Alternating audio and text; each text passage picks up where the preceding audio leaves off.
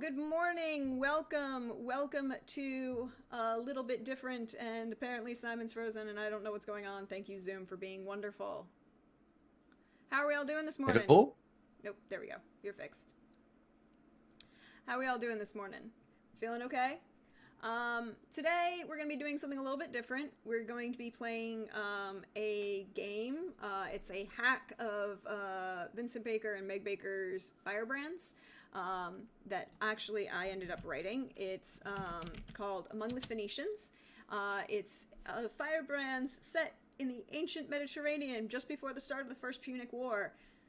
It's gonna be fun, y'all, and lots of drama, as we say here. But first up, we'll go around, introduce everybody, and then we'll see where we start. So first up, Simon.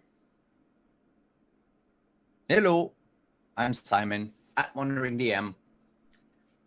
Do I have to say anything else? No, you don't. You don't have to say anything else yet. Okay, I'm excited. I'm glad. I'm glad you're excited. Hopefully this works, y'all. Zoom is being a little weird today, and I'm not sure why. So next up, Lindy. Hi, Lindy. Good morning. Yes, me. Yeah, good morning. I'm Lindy, Laugh Love Lindy, and I am excited for today. That's good. And then Trooper, welcome back. You're muted. Habit. I just mute myself. Hi everyone. I'm happy to be here because I've missed the Smophoria's place. I think that's how you would say it. Anyway, I'm Trooper SJP, and you can find me at Trooper SJP on Twitch or Academic Foxhole on Twitter. And I'm excited to get my Ancient World on. Ancient World is right. All we are figuring things out. This is a much. Oh, I'm much quieter than Trooper Lindy. Thank you for letting me know. I'll fix that. Is everybody else good? There we are. Hi all, welcome to the channel. I'm Deirdre, or Prax as you know me around, and this is a hack of Firebrands set in the ancient Mediterranean just before the First Punic War. And so we have the three main divisions. We have the Sicilian Greeks, the Romans, and the Carthaginians. And to set the setting for you, I'm going to read it because I wrote it. It sounds good. I like it. It sounded good. War has not broken out, but tense raids, either at sea or on land, have led to tense relationships between the local Sicilians, the trader princes of Carthage, and the growing military might of Rome. The island is the breadbasket of the Mediterranean, and whoever controls the trade around the island has the major advantage in feeding their people. So, first of all, we are going to go around and we're going to introduce our characters and describe them. I'll start for everyone. I'm playing, oh wait, shock and awe, a Sicilian. It's like, you know, that's my family and I spend a lot of time there. So the way character creation works is pretty simple. You choose 3 attractive qualities. I'm going to go with, I'm going to do something really weird. Charming, idealistic, and resolute.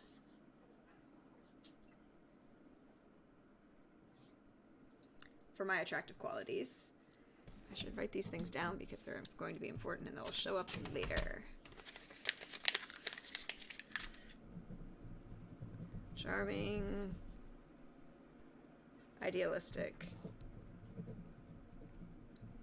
and resolute.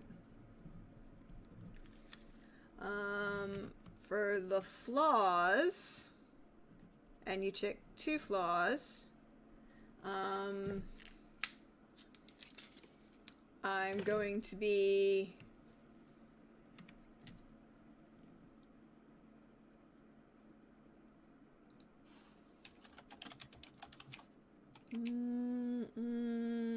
fanciful and troublesome. Because I think that will be a great way to get these things started. Fancy and troublesome. And then you choose a name that's easy to remember.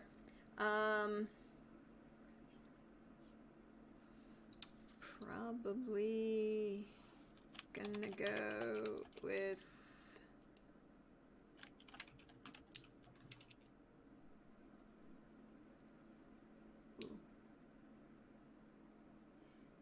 Enza. And I will, when we get these, I'll add them to the overlay so that we can all know who we are. And also pronouns for the character, if you choose to give me them. And then what do I do? Profession or occupation of your daily life.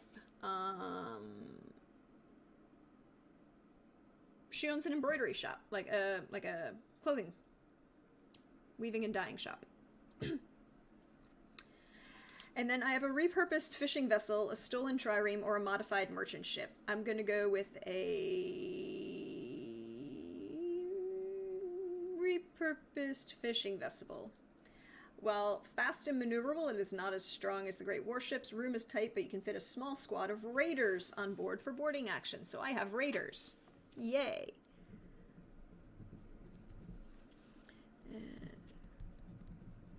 You said the word raider and it almost triggered my, hey, welcome, raiders. No, we don't get one of those. I've been conditioned. You have indeed. But so that's how character creation works.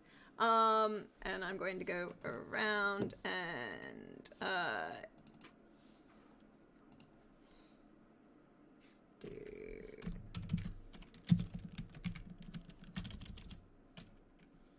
this. Okay, so, and guys, if we can just add our character names to the Zoom chat, it will help me remember, because I need memory thingies. So next up, Simon. Hello. I'm typing a name.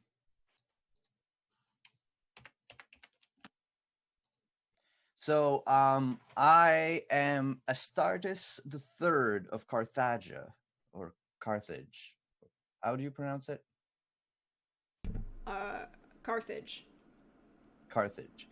Astartes the Third of Carthage. I am a merchant prince from the people that have ruled the waves and controlled sea trade around Sicily for about 2 centuries. In this case, I will be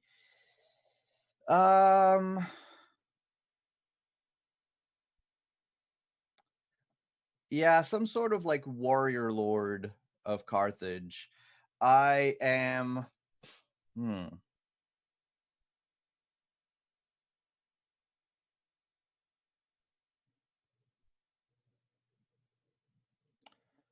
passionate, beautiful, and rich.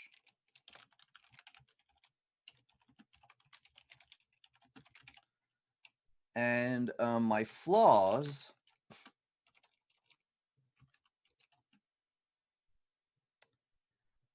I am, of course, I'm Audi. Because and should I be secretive or dogmatic? I mean, Tough one. if I'm going to be honest, there isn't a lot of dogma that Carthage really holds to. Well, that's not true. They have their religious festivals, but they're not as rigid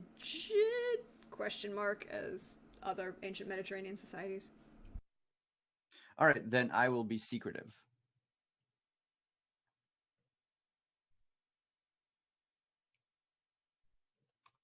And I also command a large quinquereme, a fast, powerful, the best that money can buy. It's a large, heavy vessel powered by sail and a banks of rowers with 5 men to each rower. There is a large bronze ram mounted below the waterline that is used to ram your enemy ships in an attempt to sink them. There's also room for catapults or ballistae, and I have a complement of soldiers that I can use to board enemy ships.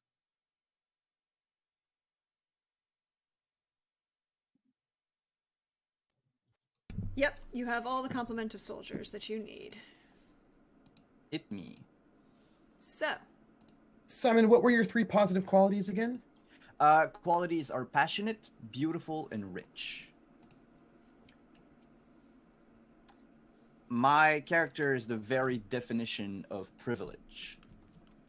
ooh. Very definition of privilege. Thank you, Rat. And apparently I forgot something really important on the overlay.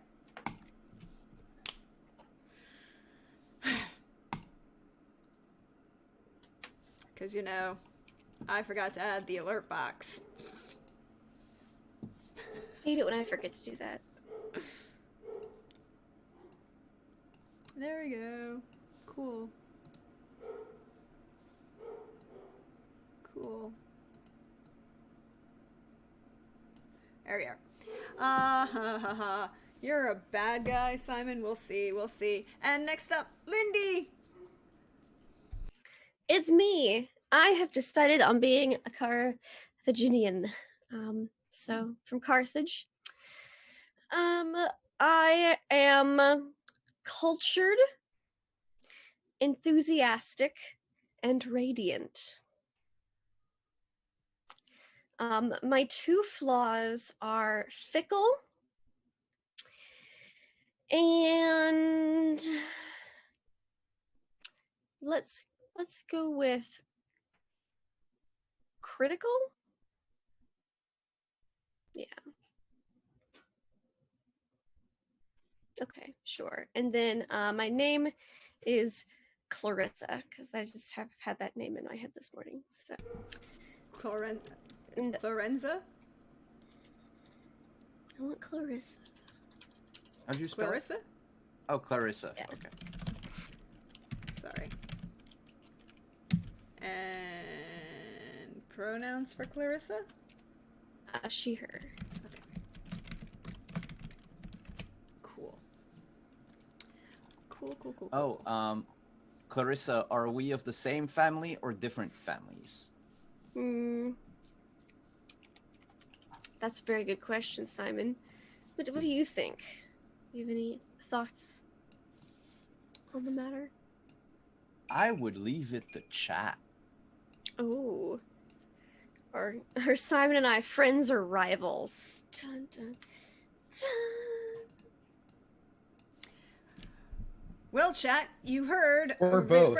Or both. Friends, rivals, or both. Friends, rivals, or countrymen? Well, they are countrymen. This is true.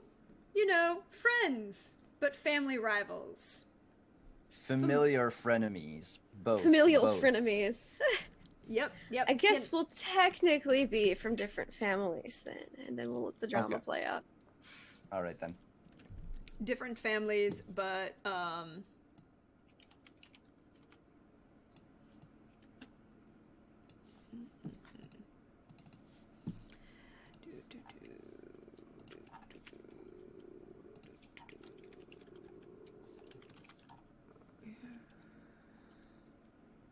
okay. All right. So we'll let the drama play out. Trooper. Yep. Or no. What kind of vessel do you have, Lindy? Oh, you have the same kind of vessel as Simon. I got a boat. You got a big old chinkareem, which is 5 banks of oars, and you can literally, do lots of things with it. Oh yeah. Trooper. I will be playing Captain Marcus Varinus. whose positive qualities are confident, good-hearted, and educated, but whose negative qualities are discontented and rigid. And that will be a tension because you want change, but you're rigid, so then you can't have it. And I'm gonna be right? I'm gonna be the nerdy as hell Latin teacher in this. So you're bringing Please. you're bringing a Varanian to the party. Yes. What's his Yes. What's his cognomen? I don't know. Give it to me. Okay, well no, what's his nickname? Because Marcus. Oh, yes. Would be spelled with C, by the way. Oh, because I thought, well, I know the Greeks didn't have C's. Greeks don't have C's, Romans do. Oh. That's why That's why when you get the Romanization and changes that come up, you have. That's why Heracles becomes Hercules. I put And my all those C fun in things. there. Oh. So your praenomen is Marcus, which there are only 15. I'm gonna be nerdy. There are only 15 or 16 praenomens, which is why your family name Varanus, and then your cognomen would be what everyone would call you. Oh. You cannot have one yet, and then they would just call you Varanus. Yes, I'll do that. Because I don't know what people would call me yet. Ooh. Yeah. And I have a trireme, which is fast, maneuverable, and efficient. It is a large vessel designed for speed, powered by both 2 sails and 3 banks of rowers with 5 men each oar. And I have a large bronze ram mounted below the waterline, which is used, to ram your enemy's ship in an attempt to sink them, if I needed to, for whatever reason. There's also space in the deck to mount a ballista, usually used for attacking points on land and rarely ship-to-ship combat. I also have a complement of soldiers that I can use to board my enemy ship. I've got a lot of, I've got a lot of stuff on my ship in case, in case. It's like your Roman military vessel or something. That's Perhaps. here to, mess shit up. All the And fun just, things. I need some breathing room. You know what I mean? I just need some breathing room in the Mediterranean. Yeah. Breathing room. Everyone's going to be happy to see me. It's great. Everyone's always happy to see the Romans, aren't we? Just throw that out there. The Romans will never defeat the might of Carthage, so they can try as they might. That's so true. Yeah, suck Romans, Carthage forever. Yeah. I'm just gonna throw out there that the Romans didn't defeat the might of Carthage. Well, that's not true. They did in one battle. The Romans defeated the Senate of Carthage. But that's a different thing. That's a different day and time. Yeah, and that place. hasn't happened yet. Today, Carthage lives forever. All right.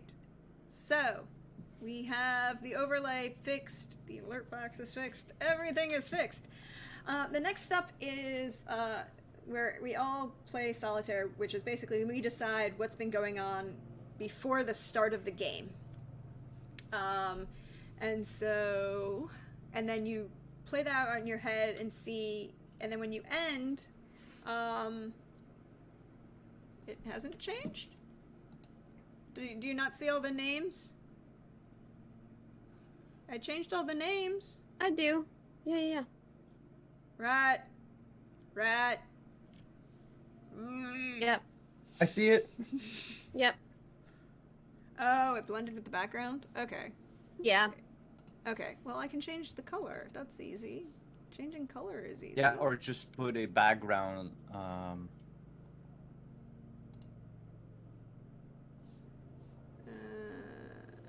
Background color? Yeah. Background color and then opacity, you just move the slider. Opacity. Oh. Mm-hmm. I don't know that. No, it's not something for new us in every Zoom, it's day. in OBS. Yeah, Oh, that's yeah, a thing I don't of know about course. OBS. Oh, the background Yeah. opacity is what I need to bring up, is what you're saying. Yeah, sorry. I was confused as why I was messing with the other opacity. Okay. Is that... Because you can do that or put an outline. I did put the outline. Apparently that didn't work. Yeah, outlines sometimes don't do it, So opacity it is. especially with a busy background. You know what? I'll just put it in I'll put it up there. I like that number. Okay. Things I'm so- learning about OBS. Is that readable now? Oh, It's much better. that's nice. Good to know. All right. Learning things. Thank you, Simon.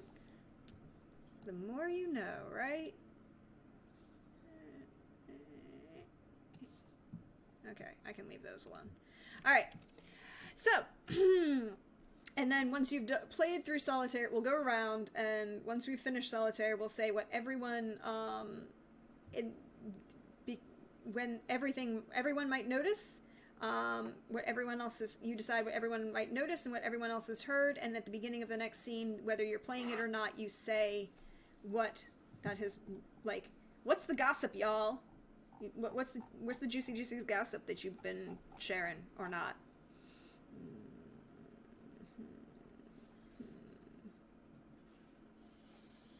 And we have to choose only one from Solitaire. Yes, because you'll go back to it occasionally if you're not in the scene at the same time. And then we go around, and each of us picks a mini game in one of the mini games, and we decide who we're playing that scene with and what we're doing. I misspelled that. There we go. Ooh, I got one. Okay. So hold on to that for you.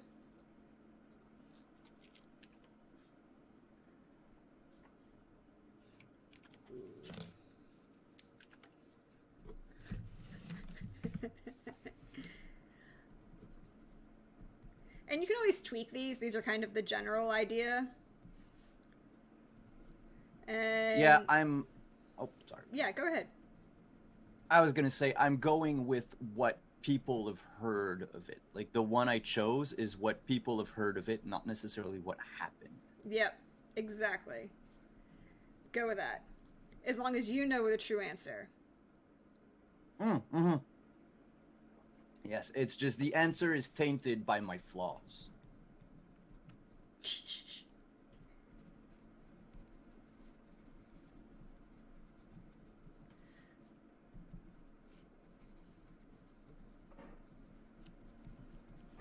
All right. And then so you hold on to that, and then that'll help you then you decide what you know what you see, and the next time you interact with someone, that's what you describe, and what they would have heard.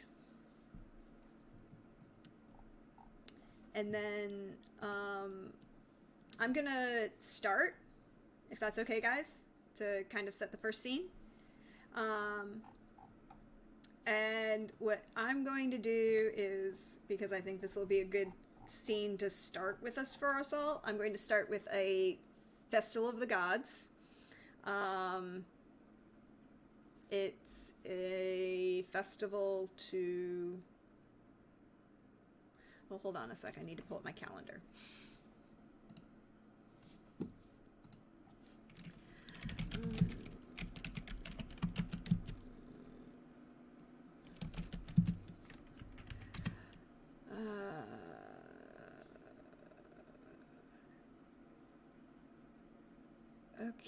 Okay.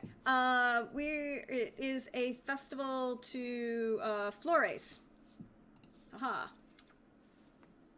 The goddess of flowers and springtime and fun and all of the things that you think of when you think of May, because we're just going to set it in May, because why not? It's time for this festival. And anyone may play if they desire to. The goddess is Flores, so the priestesses are performing the rites. And then we go around and say what each of us has noticed about each other and what you may have heard. And during the festival, anyone may ask anyone else for details on location, decoration, and circumstances. And remember that not all god or goddesses of one faction would be respected or honored by another faction. Flores is kind of taken for everyone, so it's okay. This isn't one of the major gods that would be a problem for anyone in particular. Then conducting the festival, we take turns asking each other questions about the festival and your participation. Each person may ask 2 questions, taking turns, and then the festival ends. And then I ask the first question. And once every player has asked 2 questions, the festival ends. And the questions are just like the starting point for the role play that kind of comes out. Does it make sense? I have a question. Yep. Yes. Will you tell us what happened in your solitaire, or do you not tell us? We don't tell you what happened in the solitaire, but I tell you what you may have heard, what's the gossip, and what you see about me physically. Does that make sense? So, for example, what you see when Enza walks into the festival, which is being held outside, and we're going to say that we're setting this in Siracusa, because Siracusa is beautiful and I love Siracusa. And it has a large ritual area overlooking, and Siracusa is on the southeast corner of the island, just after the Straits of Messina, overlooking into the eastern Mediterranean towards Greece. And the ritual area is large and was built by King Hero it was expanded by King Hero II after the defeat of the Athenians.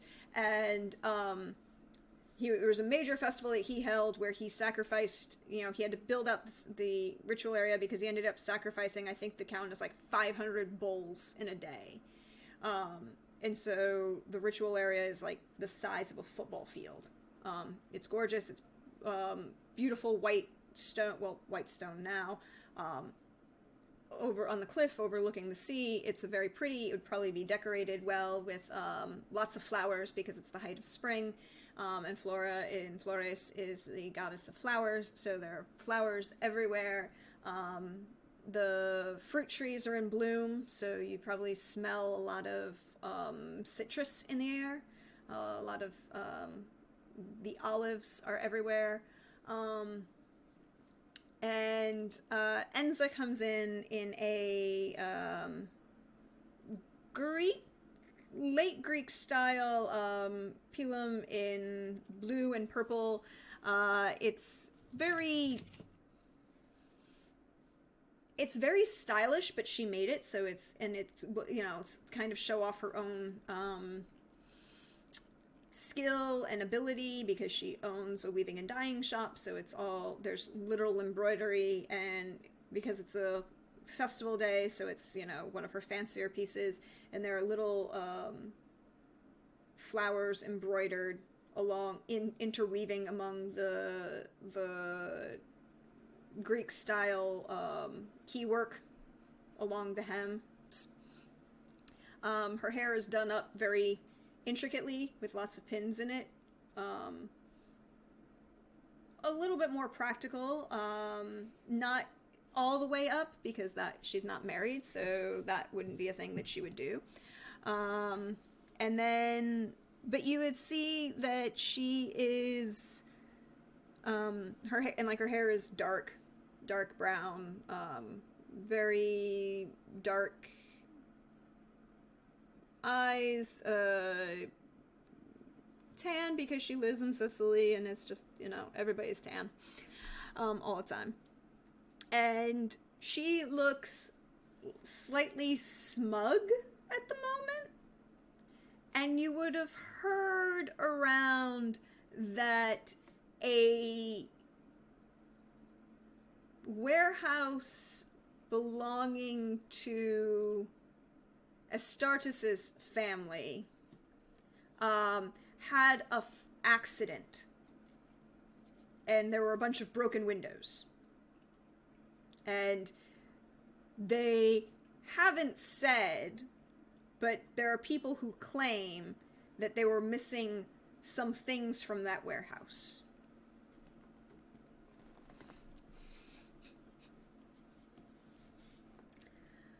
Already don't like this festival. You already don't like this festival? Well, shit's been going on with my family. Bad stuff. This is unacceptable. Am I lagging? A little, yes. Yeah.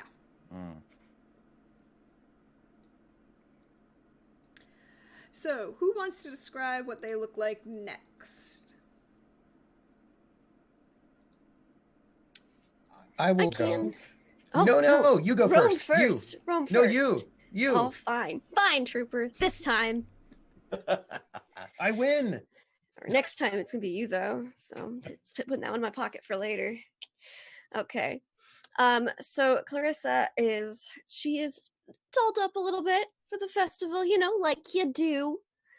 She's wearing pinks and yellows, very soft colors reminiscent of spring. And she's got her hair done up, half up, because she too is unmarried.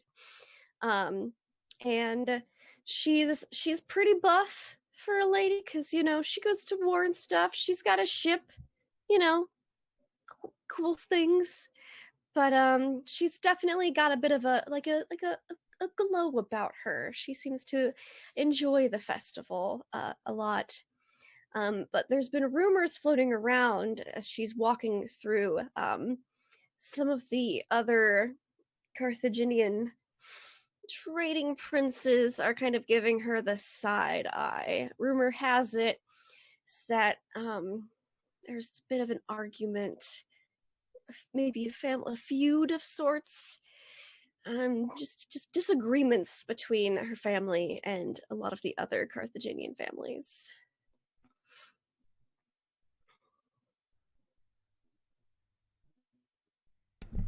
Is that feud disagreement? Do any of the families that are disagreeing with your family, Carissa, include Astartes' family? Well, Astartes wasn't at the meeting, but one of his family members might have been. I don't remember.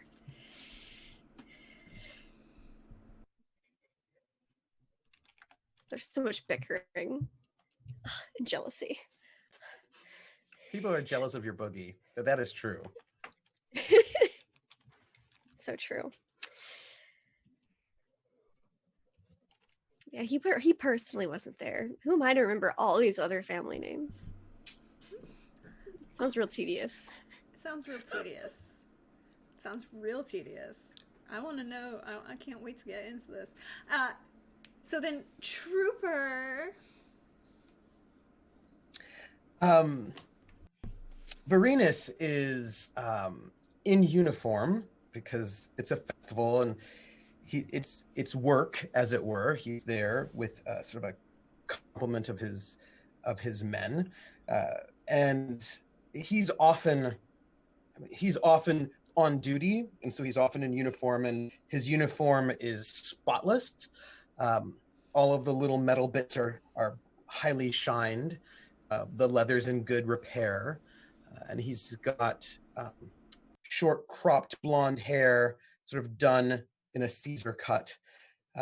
He is one thing you would notice about him is that he has a small bit of Greek, like a cloth done with some Greek embroidery and dyed. So it looks like it comes from Sicilian work. And rumor about him, whether it is true or not, it doesn't matter. It's the word. The rumor is that Varinus was seen sneaking off in civilian garb to some Sicilian house, probably because he's having an affair with a local, is what people are saying. Why else would he be sneaking off so suspiciously to meet with who knows what's going on there? But probably, says the rumor, he's having some sort of affair with some sort of Sicilian. Okay, so question: is Varanus a tribune? Ooh, that's a good question. I'm going to say yes. I mean, is he an officer or an enlisted? Yes. No, he's an officer. He's a captain. Okay, so then he's a tribune. Oh well, he, yeah, you're definitely not a centurion, which is basically your non-coms. Yeah. And so he's like the handsome officer who's there, but also there's rumor. There's rumor. There's rumors, there's gossip, all the gossip. I love this so much. Hey, Simon. Hi. Hi, you froze. So we didn't know if you were still there. Oh, I'm still there. Everyone keeps freezing on my end. It's a bit of a problem. I think that during break later, I'll probably try to restart my things.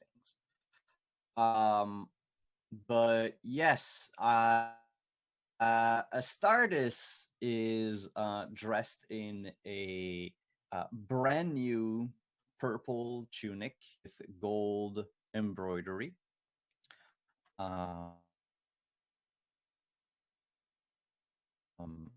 Wearing sandal with some like leather straps go all the way up to his knees. He two like a pair of bronze bracers adorned with jewels on his forearms and a few rings on his fingers. He is clean shaven on his head, but sports a curly brown, like auburn beard on his face. And that is it for physical description. However, you've been so everyone has heard that he's just come back from taking a bunch of Romans touring his estate in Carthage, and we lost you there. Anyway, Simon. that's the word. We lost that. Where? Simon.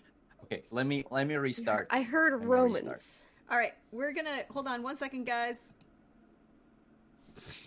Thanks, Simon. There was some rumor about Romans. I heard that. What? I'm Simon now. Yes, the Romans. There was rumors with me and involving them, and they are plentiful in number. These rumors. Were the rumors that the Romans were awesome? I can neither confirm nor deny that this is what the rumors did in fact state. I'm going to say yes, that the rumors are that the Romans are awesome, and that's exactly what Simon was about to say. Nope. Nope, well, it he's the wasn't. Roman. Well, you're coming back. Now everyone's less laggy. Good. Okay, so it may just be Zoom and needing to hard reset every time. Thanks, Zoom. Here, Trooper and I will turn off our cameras, and then everyone will pop back in the right spot. Well, I tried. I tried to help you because I remembered what order everyone came in. So I know I did it the manual way and just fixed it that way. But that's okay. I appreciate it. I tried. While the cameras are being fixed, they're fixed. the rumors. Yes. Tell us the rumors. Yeah. So the rumor is that Astartes has just been, he just came back from taking Romans hunting, fishing, and touring his family's estates. And the word is that they acted like fools and boors spoiling the hunt and harassing my servants. Ew. That seems a problem. What do you expect from Romans? Oh, oh. I'm just saying, it's a republic of. They're a republic at this time, right? Or an empire. No, they're a well, they're technically an empire in the sense that they do have colonies and they've colonized various places, but they are a republic in that is that their form of government. Because Well, anyway, it's just anyone living on the northern shore of the Mediterranean Sea is probably just a barbarian. Scandal! But I approve of your facial hair. That's all. Thank you. That's for the pirate game on Saturday. Yes, it's great. we'll talk about that later.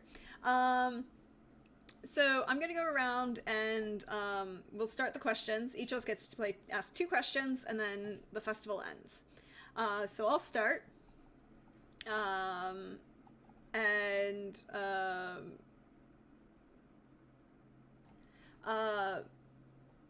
And Flora is one of the female goddesses in Sicily, so I'm gonna go with before the sacrifice there is a procession. As I take part in the procession because she is relatively young, although she owns property and has her own business, and she's probably like scandalously like 20 but unmarried. Yeah. Oh, hey Tanya. And she is 28. She's a little older but unmarried, but at the same time you didn't actually get married that young. And then she is part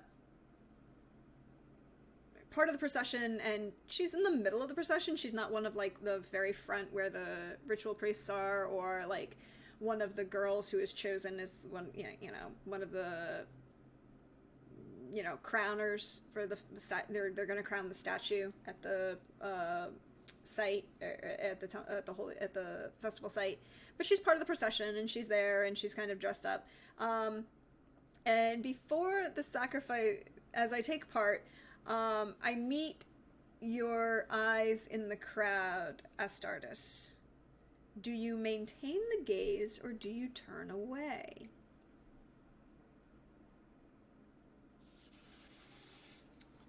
You would see Astartes maintaining his gaze,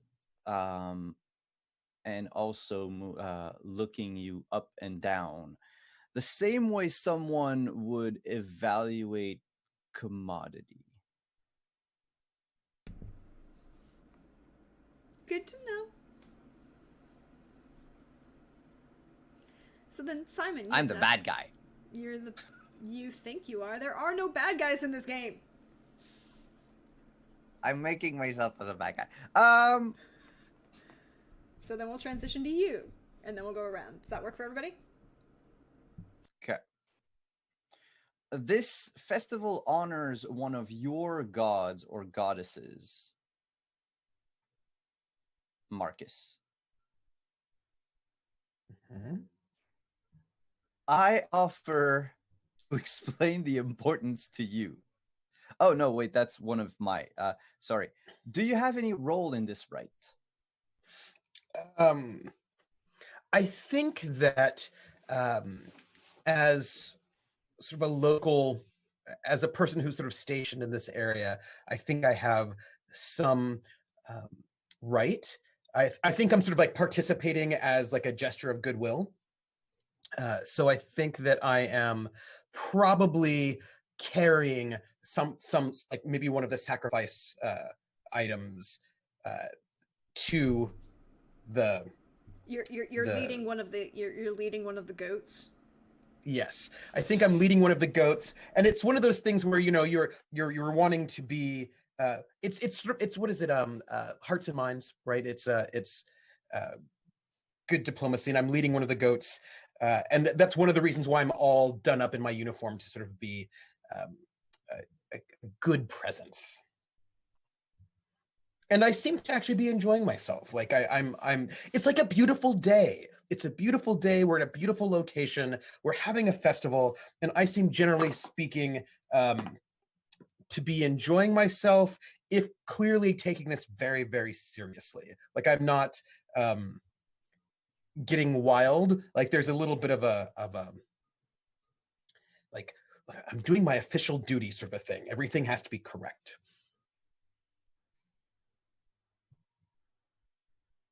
Cool. Very cool. Very cool. Lindy. Okay. So when the music starts playing and the dancing starts, Marcus, you notice me standing alone. Do you offer me your hand to join you, or do you turn away from me?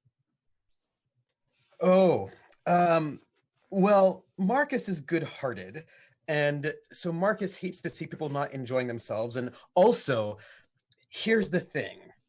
I know that you're Carthaginian, yes? Yeah.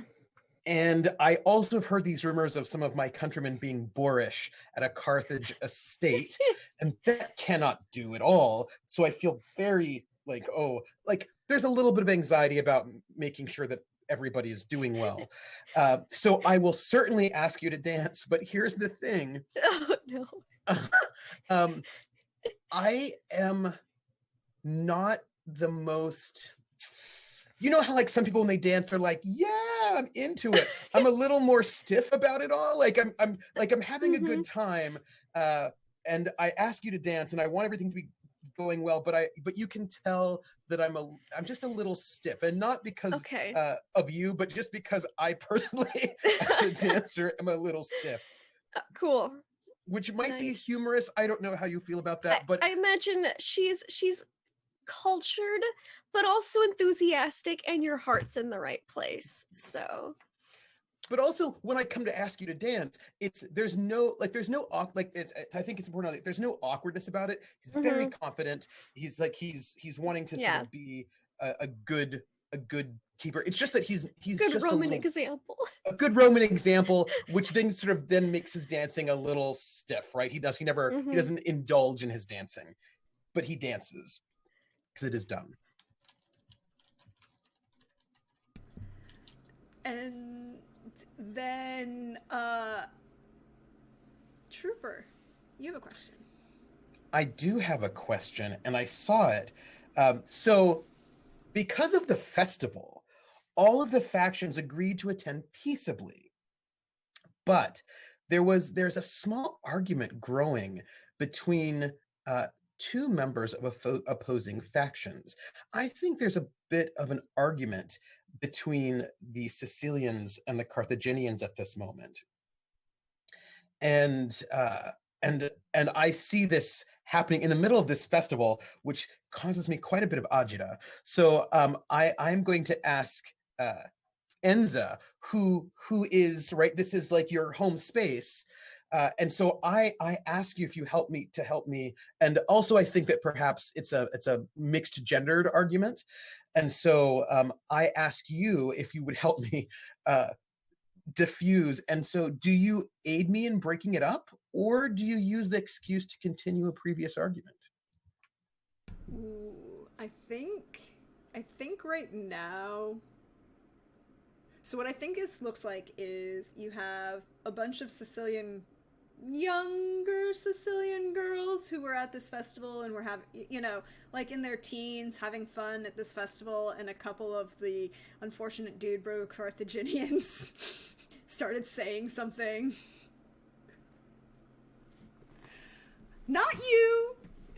Other people. There's a lot of wine flowing at this event. There are some awkward, probably were attempts at flirting by young Carthaginians, but they're trying to show up that they're not really flirting with the locals. And it's awkward. And somebody's brother's there. I don't know. It's all bad. And one of the girls may have slapped one of the guys across the face, and then there's, arguments. So my next question is, Marcus, is this fight happening while you're dancing with Clarissa? do you see this like as you're dancing with her, and then you see like kind of track across the room or the wide open space that is outside? Yes, I'm imagining I'm doing my shepherd dancing, right? My very awkward Commander shepherd Shepherd dancing. my Yeah. Commander Shepherd dancing. And I think what happens is that I hear the slap. It's like the slap heard around the festival. It's like a big resounding slap. And you're like, oh no. And I look and I see some angry brothers. I see the slap. I see some angry women. I see some angry Carthaginians. And there's that sort of mood happening. And I say, Clarissa, forgive me. There might be trouble. And I rush over there because I also perhaps see maybe some of the Romans being like, what's going on? And I don't want any of this happening. Like, this is like, no. Can I interject? You can. Yes. Did you get slapped? Was that No. you? the moment Marcus leaves, Astartes is gonna approach Clarissa and say, Romans attracted by conflict and violence. Why don't you dance with someone a little more cultured?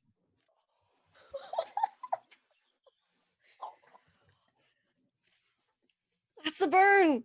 I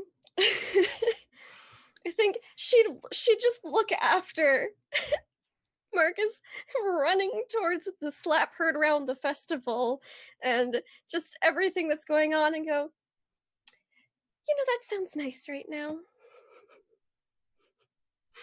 I don't want to get involved in that. And I was gonna say, I imagine the fight. I imagine this conflict. You know how when certain fights happen and it's never good. And I can imagine like at one point in time, like Marcus has got his arm around a woman's waist who's like off the ground and about ready to murder somebody, and is just like trying to pull her back, and like he's just looking at Enza for help, like as things start getting a little drunken and a little bit ridiculous. you're muted. Sorry. While Astartes and Clarissa are dancing, they would see Enza kind of like, okay, I'm coming, and like flip her, like walk in, and she's like dressed up because she's part of the festival and she was part of the procession, and she's just gonna come around behind like one of the Carthaginians and like just pat him kindly on the shoulder, and then kind of come through a couple other people, and she's well known, she has her own property, and she's smiling and smiling and smiling, and she kind of comes up, and she's got she's got a big crater, which is an actual type of vessel that holds wine, and she looks at the guy who got slapped and the one of the other Sicilian young hot-blooded guys, and goes, is anyone gonna drink with me? Just that pure deadpan, and that awkward, like, and it's like you have Marcus trying to pull somebody back and like all of these things, and she's just sitting there going, so why are you doing this when we could be having a lot more fun?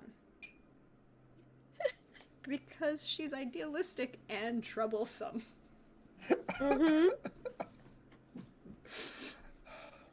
And then I think that kind of slowly starts to diffuse the fight, and after a couple minutes, she would, as things kind of calm down and people kind of breaking off, she would turn to Varanus and say,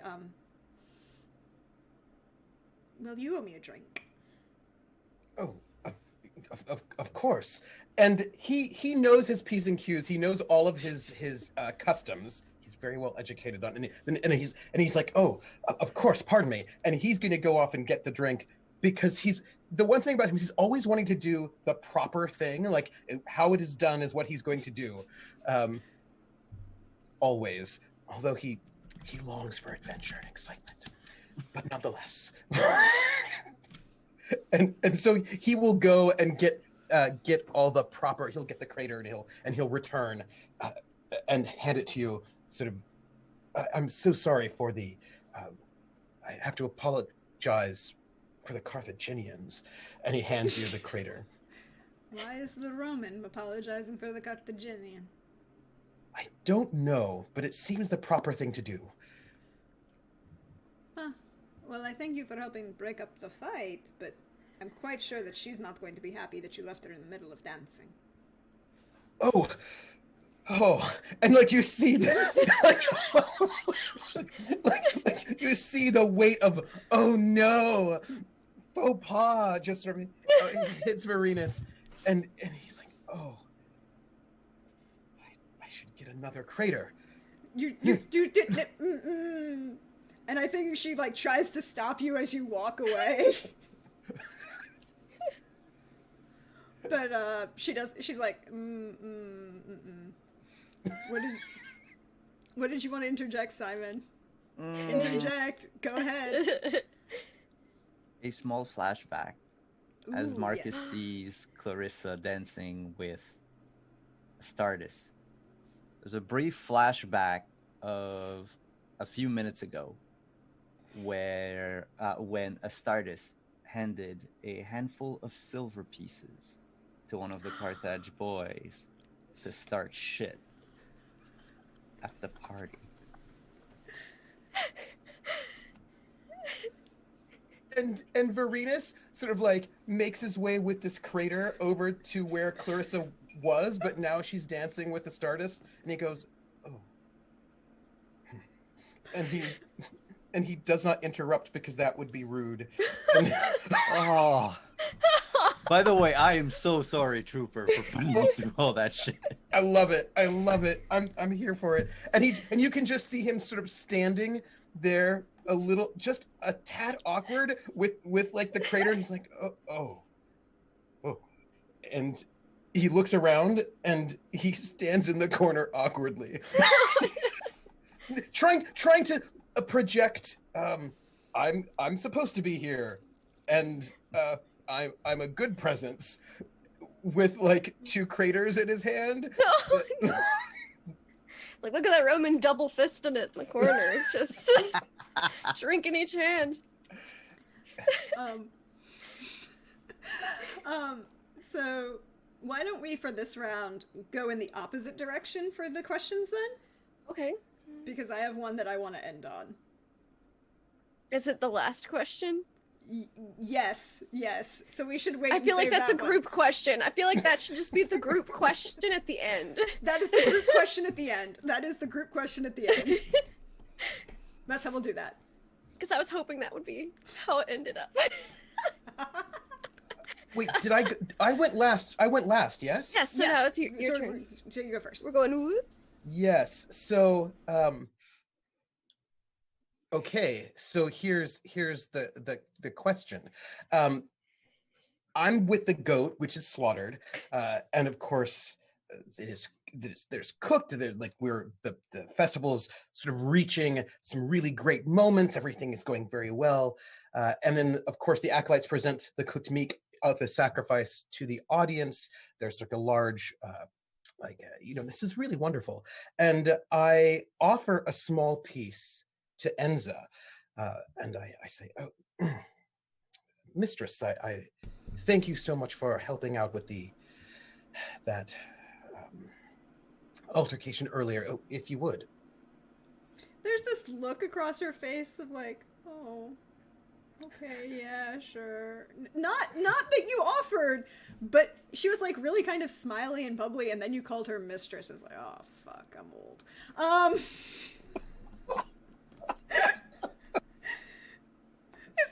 It's remembering, of course, that there's specific terminology you would use for married, unmarried women and young girls, and it's like, oh, okay, fine, sure. And she would kind of take it kindly, and she would say, that's not the problem. It's what we expect from everyone. Well, I hope that such expectations will be changed. You're expecting Carthage and Rome to leave Sicily alone? I'm expecting us all to be friends.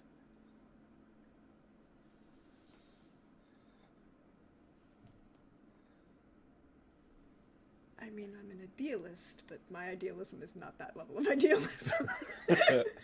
I think Enza's idealism is like, y'all are gonna leave and never come back. Yeah, no, that's not my idealism. My idealism is that we're all going to be friends. Probably with us still here. Why would if we're friends, we get to stay? We're gonna be friends in this new state of Rome. Yeah, it'll be a very friendly new state.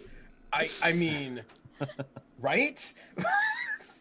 I mean, for conquering empires, yeah, Rome is halfway decent. You got to keep your religion, you got to keep your language, you just had to bow to Rome. And we're very friendly, so I feel like this is gonna work out so well. I think Enza just kind of smiles at that and, like, doesn't say anything, but there's this look across her face. She's like, oh, good to know.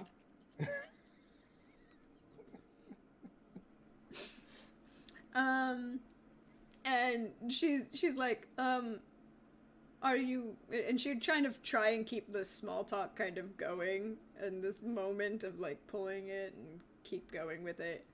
But it's very kind of, like, less enthusiastic small talk and polite things, and more like, how's the weather? Are you enjoying yourself? Did you see the did you ever have you toured the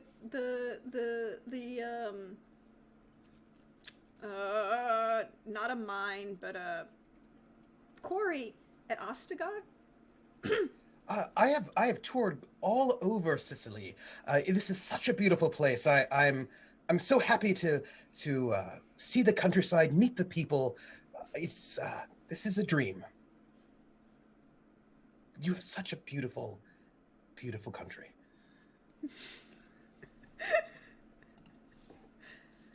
It's not spelled that way, but yes. Side note, excuse me, it's not Ostagar, because I misspoke, because it's Astigar. It's Astigar. And it is a quarry. And it's a limestone quarry just outside the city walls, which was held as the, because the Sicilians didn't have a prison to hold the Athenians when they tried to conquer, and just kind of shoved them in there and had them quarry stuff until they died. Also, you know, there was a way that they could actually listen to all the private Athenian conversations because of the way that the acoustics worked. So, you know, her comment is less... It's not less friendly. It's a lot less friendly. But you know what? He's gonna take it as friendly because it's what you do. Especially when you plan on being here for a while. Like you want the mood to be positive. All right. And I think that continues for a little while, but we're gonna pan the camera over to Lindy. What you got? Yeah. So, the priest and priestess is reading the signs. Make a prediction. Does this prediction cause you to smile with pleasure or pale with fear, Astartes?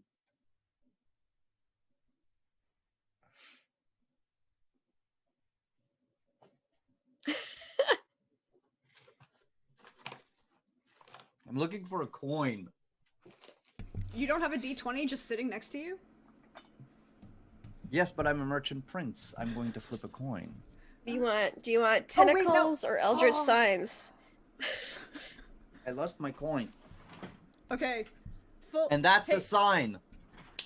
I'm paling with fear. Okay, because you lost your coin. All right. Interesting. So we finish our dance, and predictions made, and I notice you're paling with fear. But I make a note of that.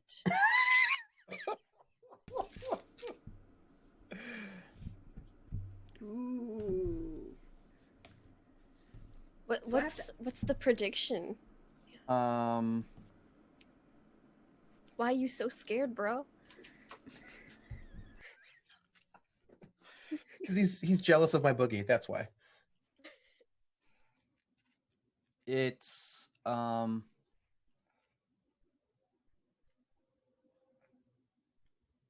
something about a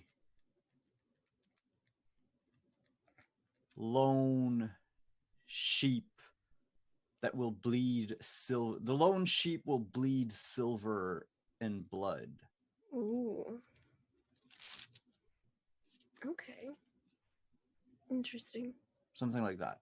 The gods have spoken. Huzzah.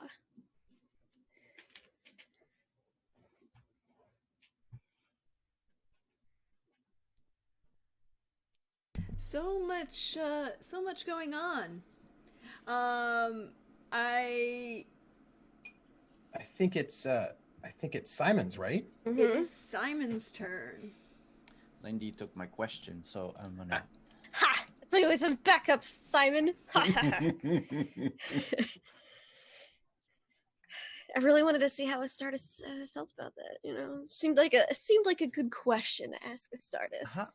Especially Astartes. Especially Astartes. Yeah. Can I tweak a question? Yeah, you can tweak it a little bit. Just change one word. And That's it's going worrisome. to be it's going to be with Enza. This festival honors one of your gods or goddesses. I offer to explain the importance to you. Do you accept?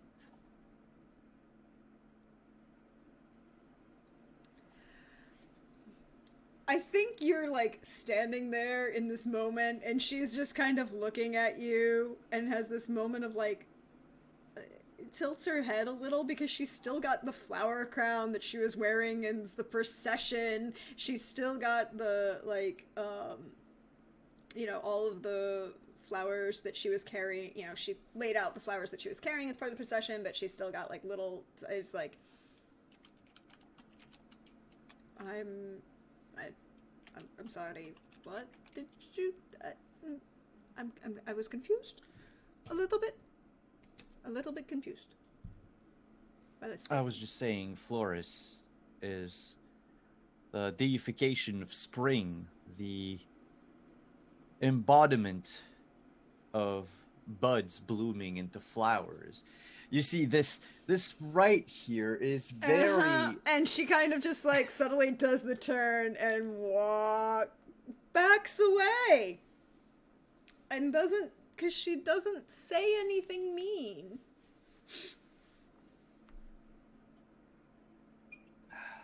I'm gonna change my name to Captain Douche. But I really love the look at the facial hair you've got going on for this character. You're like, yes, I think so. I think the thing It's that very she does, homely rights here. I think as you start to do that, she literally takes one of the flowers that she was had carried the procession and all of these things, and takes a couple of the flowers and then just like reaches up, and if you will let her, put them above your ear and say, now you're decorated to work to celebrate the festival of Flores, and just kind of walk away.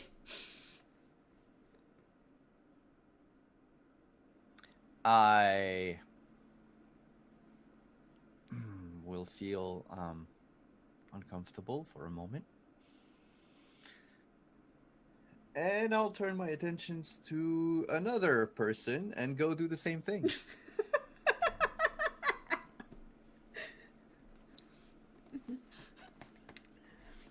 If you come to Varinus, he'll be like, "Why, yes, actually, I know all about Flores, and we'll turn the tables on you, and give you every bit of information about Flores you probably ever wanted to know, like more information than you needed to know, because he's quite well educated."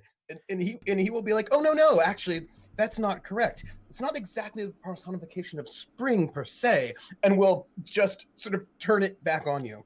And I think we have to do that. I love this because it wouldn't actually, neither of you would actually be wrong. It would just be the Carthaginian worship versus the Roman worship, and then... Yep. But I feel that when Varinus explains like everything to Astartes, there's a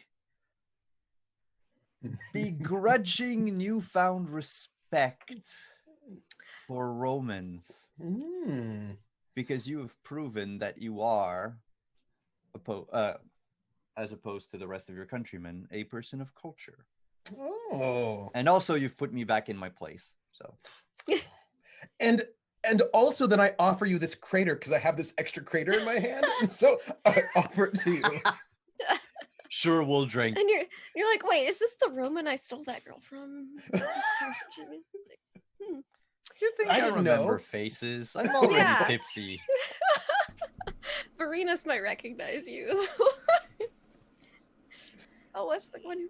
Okay. Yeah, but Varenus doesn't know he paid off. It was just No, Varenus left the girl. Yep. I think in Clarissa, having been left by Varenus and escaped from Astartes, is just hanging out with Enza at this point, just by the food table, getting snacks. It's like, it's a festival, huh? There's some goat. Yeah. Have some. Yeah. Would you? And she kind I of think I need looks at something you. to drink. And she kind of looks at you and then kind of shifts. And it's like, well, we have the wine. But here. And she kind of subtly turns you towards the unmixed wines Ah, that have started to come out. Because remembering, of course, that these wines are not like what we think of. They were really heavy, really strong, very high alcohol content, so you cut them with a lot of stuff. But the unmixed wines have started coming out and being poured. Which leads it to my question, which is going to be the end question of this scene. Because I think it just... Because Lindy and I agree that this is the end question. oh yeah, this is the end question. The rites for the festival have turned into a wild bacchanalia. Do you stay and participate, or do you make your excuses and leave? And the thing is, it's a festival honoring one of the goddesses, and it's a bacchanal, which means, of course, the women are staying, and Enza's staying and having fun. Yeah. Yeah, especially since the unmixed wine came out. Yeah, just need to maybe relax a little bit after, just everything. Yep. Let loose, have a little fun. There's I'm wild enthusiastic. Yeah, let's do dancing. this. And aggressive female sexuality. Yeah, it's culture. I'm choosing the third path. My choices were: do you stay and participate, or make your excuses and go? I stay, but don't participate. You just watch. No, I don't. No. I just want to make sure that nobody gets in trouble or gets stabbed, or that I'm basically being the mom. I'm like, no, don't, I do not want any of my soldiers getting into trouble. I don't want them causing any sort of incidences. Oh, I think if you're standing around and not doing anything, a couple minutes in, Enza would notice and bring Enza over... and Clarissa. Yeah. And then bring over a flower crown to kind of sit jauntily on your head, and then just you're staying and you're not worshiping with us? Of course, you need to have more drink then. At this level of pulling you into wild dancing. Marina's shepherd dances, and he's like, and it's this thing where he wants to let loose. It's this thing where you see that he wants to, but he won't let himself because he's concerned about until we get enough unmixed wine in you. He's concerned about there was already an incident earlier with some people behaving inappropriately, and he's very concerned about that. But you also know that he doesn't want to be behaving well, but he does. That's when Astartes shows up behind Varenus with the wine crater on his head. And he goes, "Hey, Captain, just so you know, a couple of the young girls over there are about to, they want to show us how to sow the field in spring. If you catch my drift.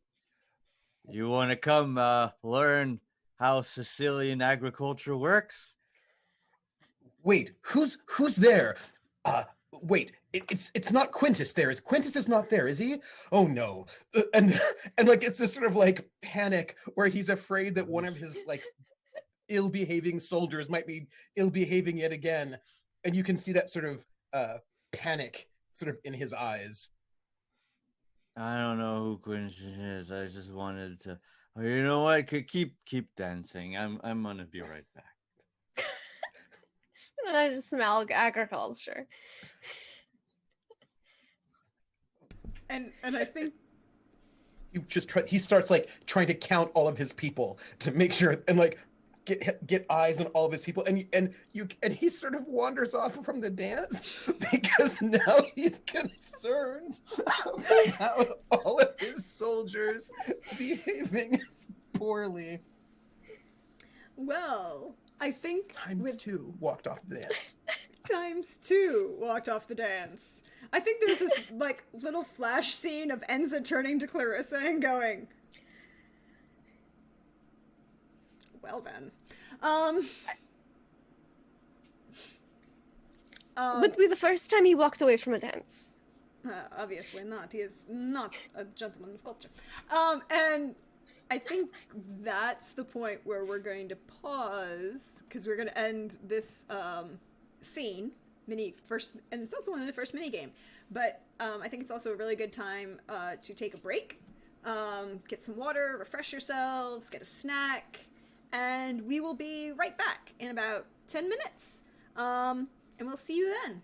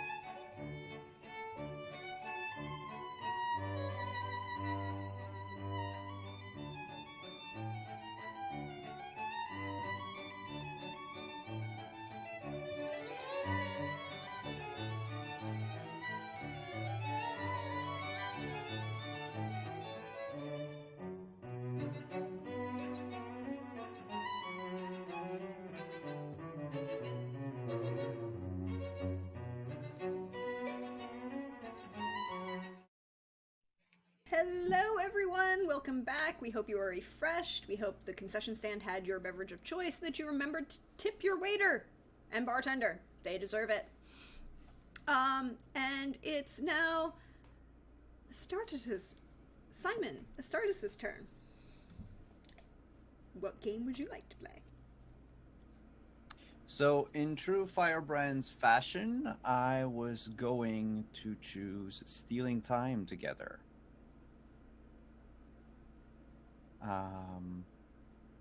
But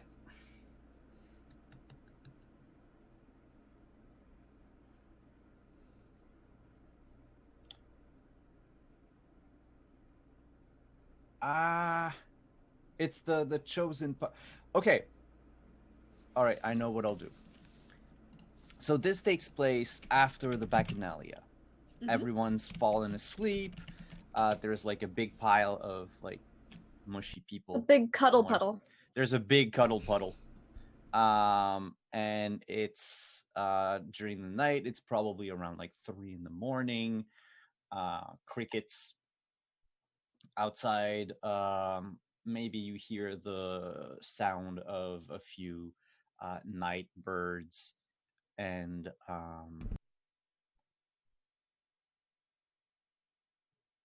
Astartes is off to the side. Like there's probably a small area where the rite was held. There was a like where there's a bench or something overlooking not the pile of people. And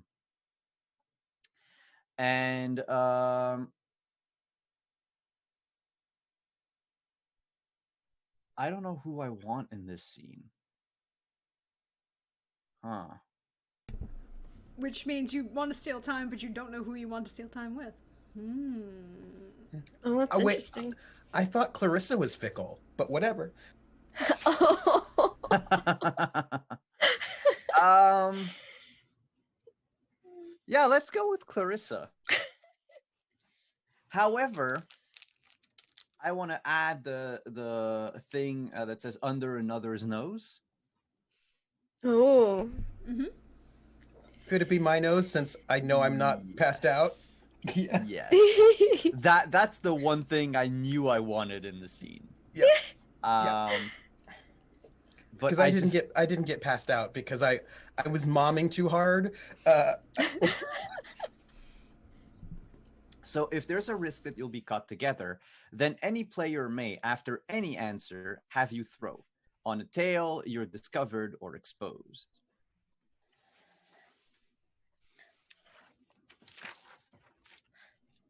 We got tentacles and eldritch signs. So Well, the tentacles is obviously the discovering. yeah. Because nobody wants, or maybe, well, hey, you know what? If you want tentacles, that's cool. None of my I was business. going to say normally like tentacles is not when you're being exposed with tentacles, I guess. With tentacles.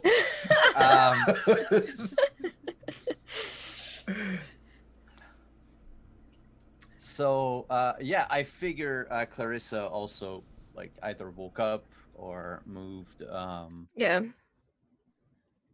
to the side. Woke up, went to the bathroom, started walking back. Noticed you standing to the side. Not asleep. Brutally staring out over the water. Yes. Staring at the sea. At our boots. We got some nice boots out there. Yeah.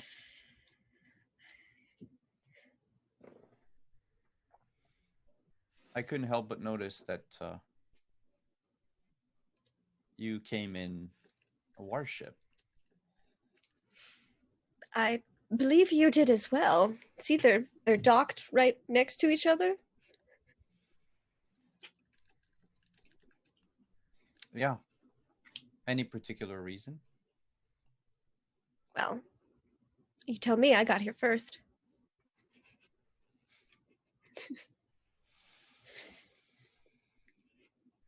I'm here to try to secure an alliance with my family. I was wondering why you decided to come to this backwater festival? Well, frankly, I'm surprised you haven't heard the rumors.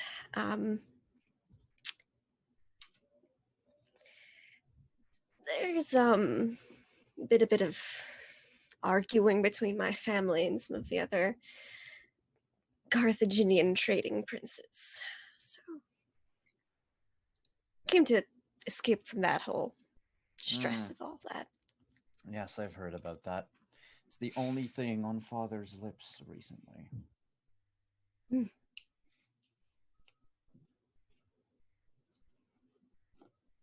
I actually am trying to get away from under the family's thumb.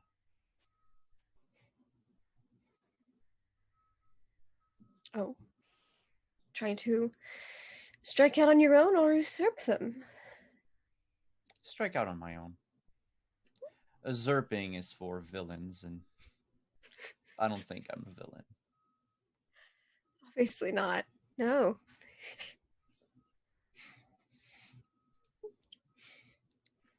A villain wouldn't come to such a wonderful flower festival. Well, the Romans are here. Yes, I heard some of them made quite a scene at one of your family's estates. Yes, they did.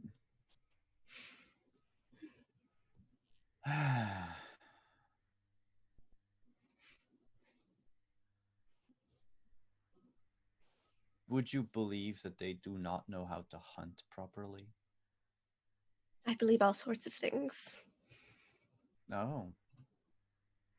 That's interesting.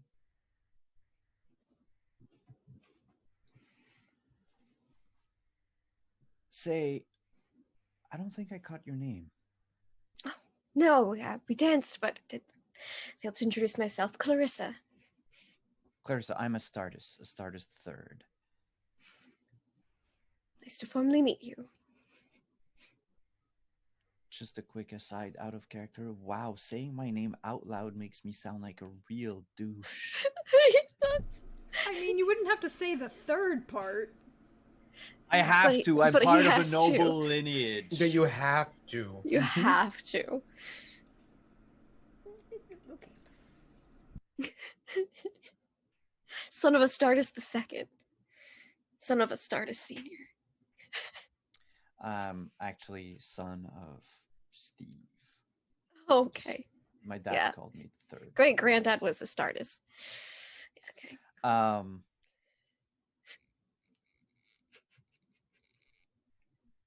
at a loss for words. I get that a lot. Yeah.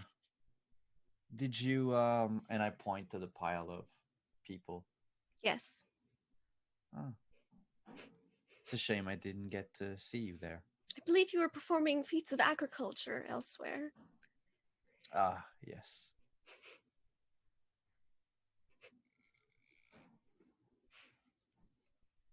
That critical blob yeah, biting I in. was I was going to say something, but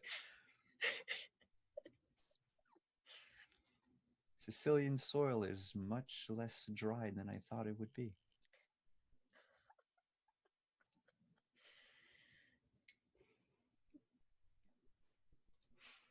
Oh, your first time in Sicily then.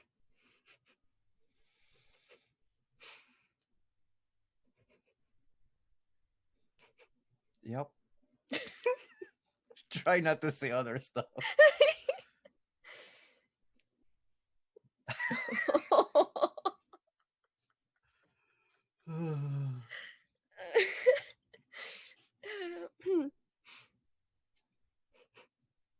Say, why don't you take a seat? I assume that you were standing the whole time. Yeah, yes, oh, definitely. 100%.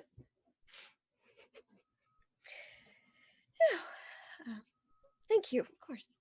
She'll sit down on the bench.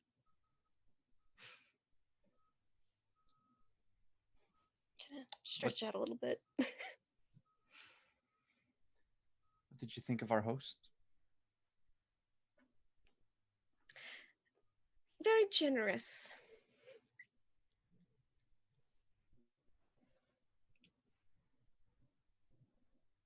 I'm hoping they'll remain as generous once we're allied with them. That But would be ideal, yes. I should stop talking about politics. This is the sort of drivel that Father keeps yammering on about. What about you? Where are you from? Oh, you know, Carthage. Ah, yes. This very small street east side that of is... Carthage. Oh, you were born on the east side. Yes, I'm from east side Carthage. Oh. I'm a dockside person myself. Docks.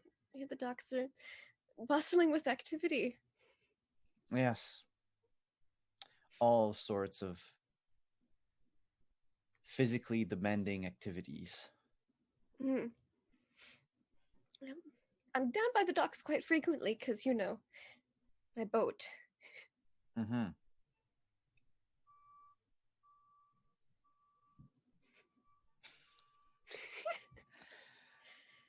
Trying not to sound like an asshole, but also trying to flirt is very hard.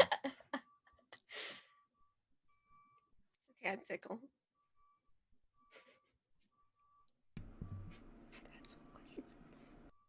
What? Nothing. Don't mind me.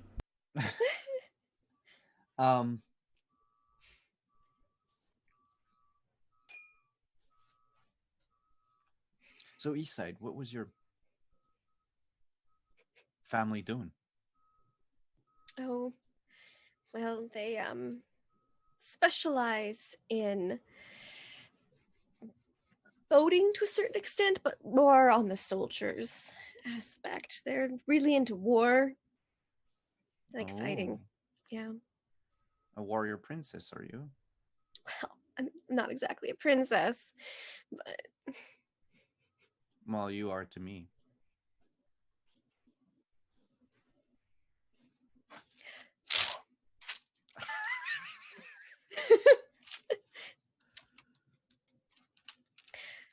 quite a warm night. It is. And you'll slide on a little closer on the bench.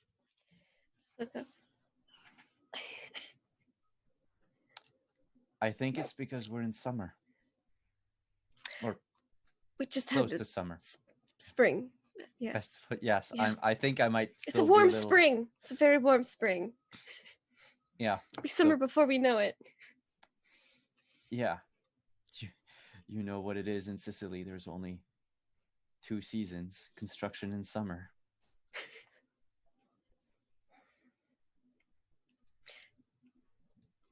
Yes. That's what they say. So as a warrior yourself, you must have done a lot. I'm looking at your form, at your muscles. You seem like you're the kind of person that could take anyone on. Oh yeah. I do a lot of intense physical training of a wide variety of activities. I'm always one for a challenge, he says as he would touch your hand. May I? You may.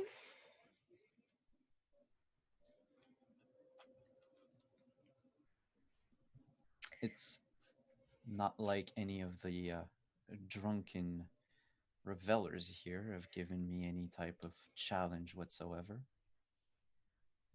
No. Spent quite a while studying agriculture. I thought maybe some sort of challenge is going on there. Oh, yes. I mean, there were a lot of seeds that needed to be sown. You can flip a coin Flip wherever the you want. coin. Here, okay. There has been an official answer question asked and answered, which means I get Yes. to ask for a coin flip. Coin flip.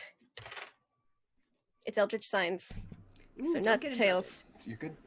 I'm just going to say that I am currently on patrol at this point in time. Okay. Because I've had to go back to work, but I'm patrolling. I'm in the area. Yeah, you had to go back to work. You self-imposed this patrol. Maybe Well, I did. let's be honest. Maybe I did. But I'm now patrolling, which means at any moment I might patrol in your area. I would love to see how like Varenus tried to get up from the cuddle pile, like just because he got in, like not on his own volition, like just people dragged them in. But And he's remember, just It's trying to- awkward. It's remember, awkward. He didn't actually end up in the cuddle pile because Nope. he went off counting all of his men. Oh yeah, right. Yeah, I mommed real hard. I was like, wait. Imagine you extracted who you could from the cuddle puddle, like Yeah. lift up an arm. And then slowly put them back, Uh-huh. put the sheets over them, try to keep them warm. Put a little cup of water next to them for the morning.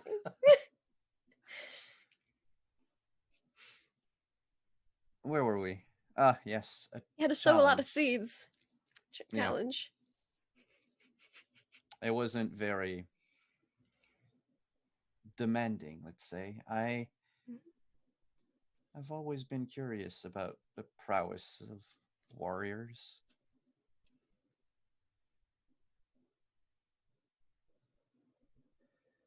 I'm just saying, if you were up for it. Well, I mean, I did get a good nap in. I look back over at the cuddle puddle. I could be up for a challenge. I look at you. How much of a warrior does Astartes seem? So, just so you know, Astartes is beautiful. Mm-hmm. So he has like a good physique. Okay. But it's a he's not particularly a good like frontline warrior. Like he's trained because family demands it. But he's cultivated his looks more than like it's more for show than for Yeah. Mm-hmm. anything else. She can probably tell that a little bit. Oh yeah, if you're an actual warrior, yes, definitely. This means I get another coin flip because you got the yes, so I get another coin flip before you're able to retire. Okay. Coin flip. Ugh. Oh man, where did that even land? I'm real bad at catching coins. I see it. What is it? It is tentacles. So before you two can retire, as your liaison has been organized, as it were, agreed upon, I come upon you both in a bit of a state. I discover you, but it's not because I discover you, it's because I come upon you as I'm covered in garbage and I'm bleeding. And I walk up to you both, and I don't even realize what I'm seeing. Like I don't realize what this moment is. I walk up and I'm like, have you seen anyone come by here?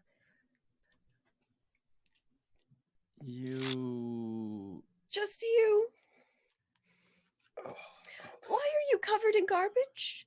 I was attacked by a group of people sporting Sicilian colors. They ran off. I thought they ran off this way. And like he clearly has been assaulted. Yeah. Is what I would say. Like he's got blood on his face, a disgrace, a big disgrace. But you know, Someone threw rocks at him. He was rocked. Somebody said, we will rock you. And they did, but they meant that not in the rock and roll way, but they throwing rocks at a person kind of a way. That is very strange. Assailants calling out what they're about to being do. fickle and seeing this handsome Roman man have been assaulted. I'll pull out a handkerchief. I'm like, oh, you're bleeding. Oh, thank you.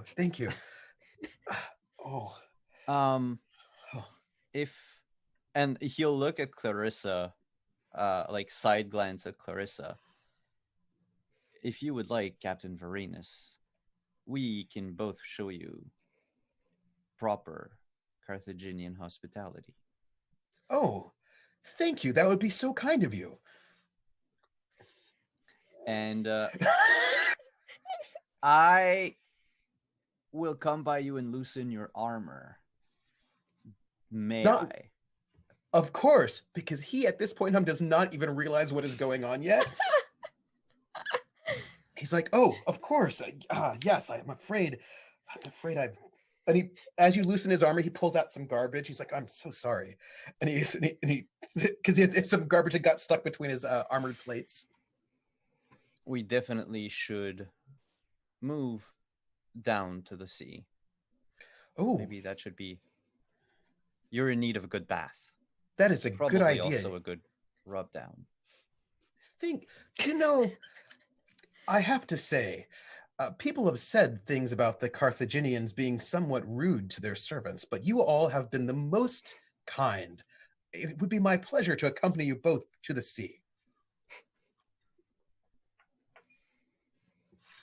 And he is so happy at this moment because, he's been a little bit abused, and he's feeling much better to have sort of kind and cultured kindnesses. It's very cultured. And he will definitely go down to the sea with you all as he's sort of taking off his breastplate, holding his helmet, which has some garbage in it, and which he... You were not supposed to lie in the garbage. No, there was a large group of them, and they threw quite a lot of garbage at me, and I was just trying to make sure everybody was safe. And your sturdy Roman sword was not powerful enough to handle a whole group of Sicilian? They were not armed with weapons. I thought it wouldn't be a good idea to attack them with mine. That seems not politically a good idea. I was going to say fair and honorable, but now you've got my curiosity piqued. Why politically unfavorable? Well, and walking with this, I am killing the mood so bad. And as he and of course his military, he's wearing his I can't remember what it's called, but his sort of undergarment right underneath you wear underneath your armor, belted, and of course he's a fine specimen of an officer. Well, I think it's important that I don't want war to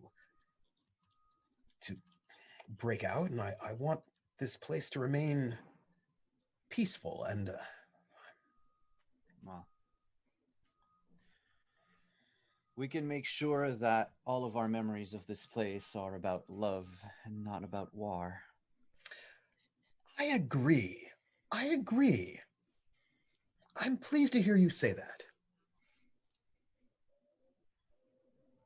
I figure that by this time we've walked down Yes. to the sea. Is Clarissa still with us? Yeah, she's just she's a few steps behind once politics got mentioned. She's still with the group. Okay. She's intrigued. She's like, this could be a lot of fun. Then politics happen. She's like, this is looking like it's gonna be less and less fun.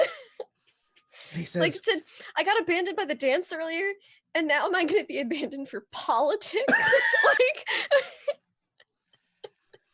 and he says, quite earnestly, I think it's very important to have good relations with all of the people here on Sicily. Yes. Good relations are very important. I agree. And Clarissa, your name was, yes?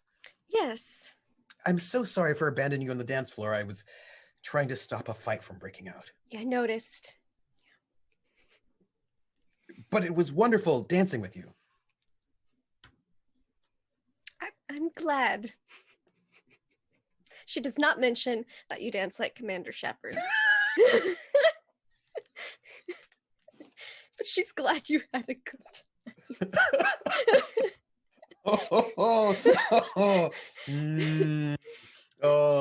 That should write itself. It writes itself. And and when we get to the sea, it's like, I think I should jump in the ocean. Yes, well, looking at Clarissa, I think we should too. Might as well, since we're here, right? What's that look on Verenus's face? He's like, I appreciate you not wanting me to feel awkward. That is wonderful of you both. Oh, all right. And then I loosen my I loosen my own armor and clothing, may I? Yes. Yes. I disrobe, if I may. Likewise. You may. Likewise. Yeah. But in true Astartes' fashion, he keeps his sandals on.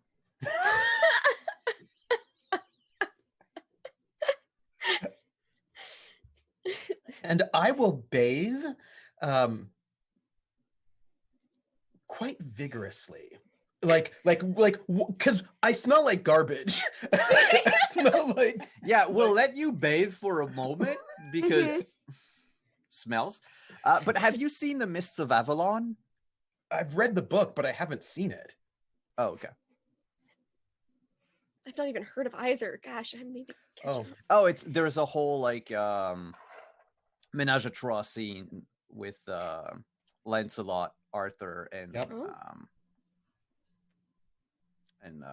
Guinevere. Guinevere. Yeah. Exciting.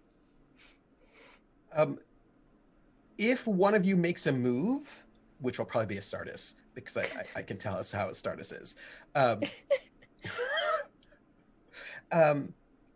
Varenus will be like a little surprised in the sense of like, oh, is that what's going on? Like oh, now I'm connecting the dots. The dots. Oh. I made the full constellation now. Okay, yeah. And there'll be just like a slight hesitation, like you can see, like, oh, what should I? But then he will go for it.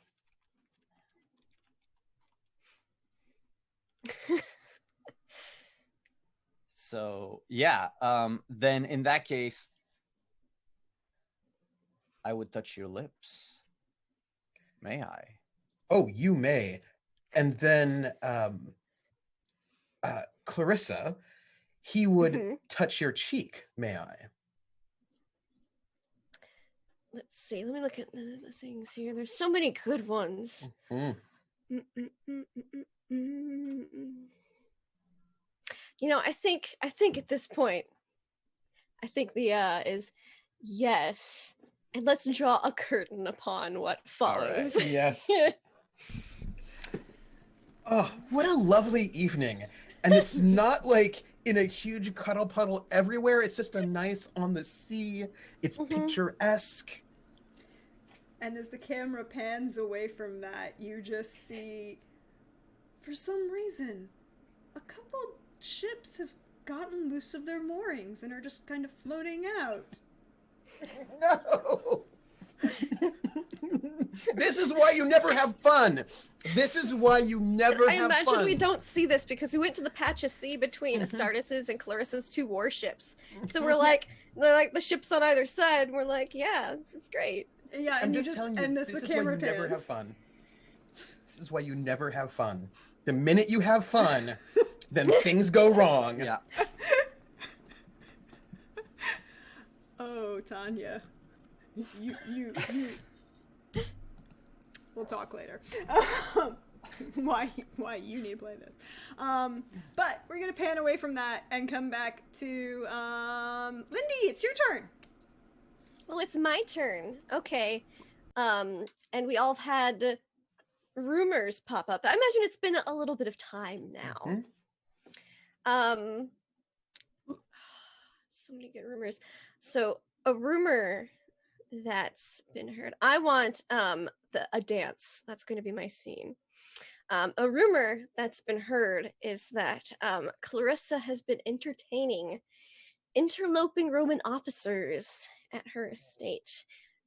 But the rumor sometimes varies between officers and one particular officer that perhaps she met at a local festival. And apparently relations are warm between her house, at least at her estate. I've heard those rumors. I have a question. Really? I have a question I have about an these answer. rumors. Yes. So, they have these become have these rumors mentioned anything about Varanus's previous liaison? You know, is there any mention about the fact that Varanus was having a previous liaison with some Sicilian girl? Yeah, there are rumors beyond the fact that she's entertaining a Roman officer at her house, that this particular Roman officer has been known to perhaps have many affairs or liaisons with many people. Seeing as how there was rumors of a Sicilian and now a Carthaginian. Anyway, basically anyone not Roman is how the rumors are going. I don't know. I don't even know what to say about that. Maybe he's fickle, who knows? Who knows? Who knows? So you're having a dance. Is this a public venue Yes. where all of us are coming to, or is this a private venue at your home? An excellent question.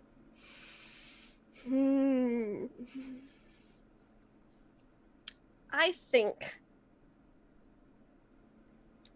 this is a private venture. Okay. Who have you invited to your dance? A Roman officer. Ooh. He's already staying here. I'm visiting sometimes. You have a duty, and that duty is sometimes to not be on your ships, but to make good relations with. It's work. It's totally legit. Like I'm dancing. Ooh, you know what? I like this even better. Tell me. It's a public dance, Oh no. but not everyone's arrived yet. Everyone's arriving slow. It's like a small thing, like met some friends at the flower festival, invite them over. So it's a small private venue, but more than one person there, so everyone's there. So maybe like less a big ballroom dance and more like Yeah. a dinner party. Yes. So Astartes, Varanus, and Enza would be there, along with 3-4 others. Yeah. Quiet, socializing. Quiet, like a dinner party of 10. Oh, very nice. Mm-hmm. Oh, I bet the music is excellent. I bet there's like a nice lyre. Prime Carthaginian hits. Oh, The popular stuff going on. Yeah. Oh, the East Street Boys. Yes. The East End boys. We even got the West End girls too. oh yeah. To do backup vocals. You have to watch out for whenever the Easton boys and the Weston girls get together, because Yeah. Whew. Get There's excited also real the- fast. There was also the Beach Boys, but they're only playing by the docks. So. Yeah. Mm-hmm, mm-hmm. Yeah. And so you have questions. Mm-hmm. And then we all get to say what you would have noticed or heard about us, what you noticed when you come in. Yeah. And during the My, dance, my rumor is that there's a Roman officer who's been staying with me for a little while. And you'd notice that he's here.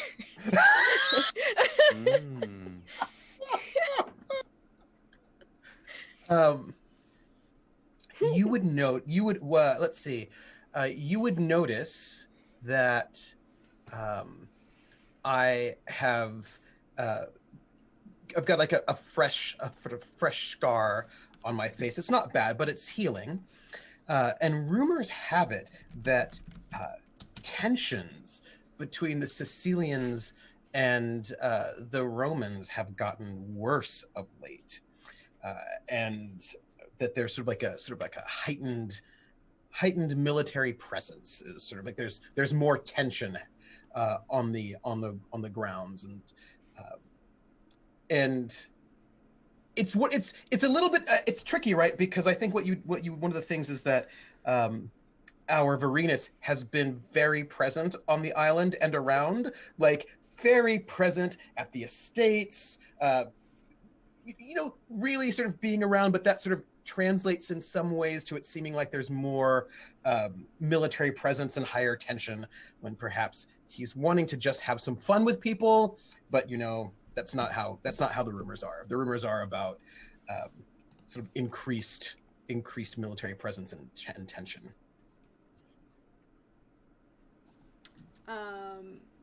Which kind of goes along with another rumor that's been going, that apparently Roman supply ships just keep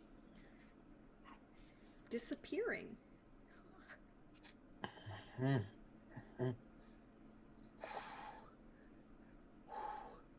But what do we notice about you?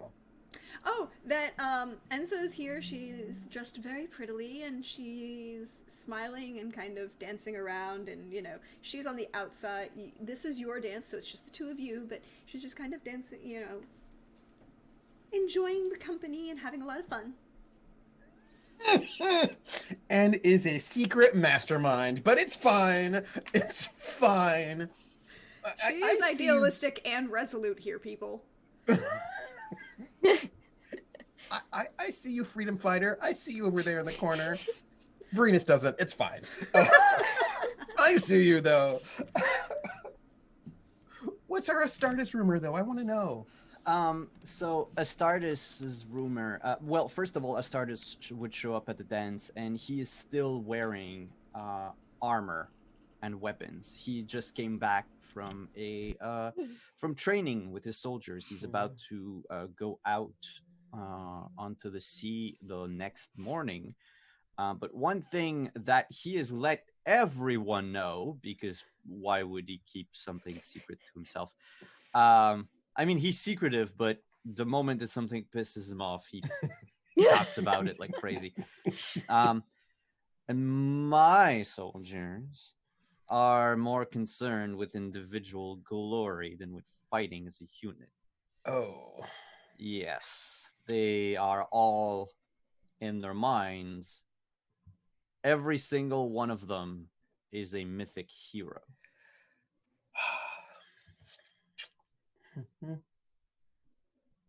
I mean, I am.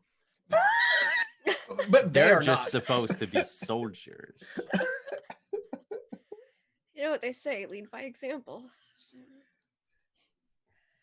Well, if they had followed my example, they would dress impeccably. At the like dance. How you're dissing on their uniforms, which I'm sure you guys have supplied for them. Yes. It was father's idea. Oh, of course. At the dance, we are dancing. Mm-hmm. Verena says, "Clarissa, may I tell you a secret?" Of course. There's a thing that I do sometimes, and I thought that I should tell you about it. Oh. I like to go about town off duty in civilian dress and see the people and visit, try to understand life in Sicily. I thought I'd let you know that I sometimes let my hair down and I.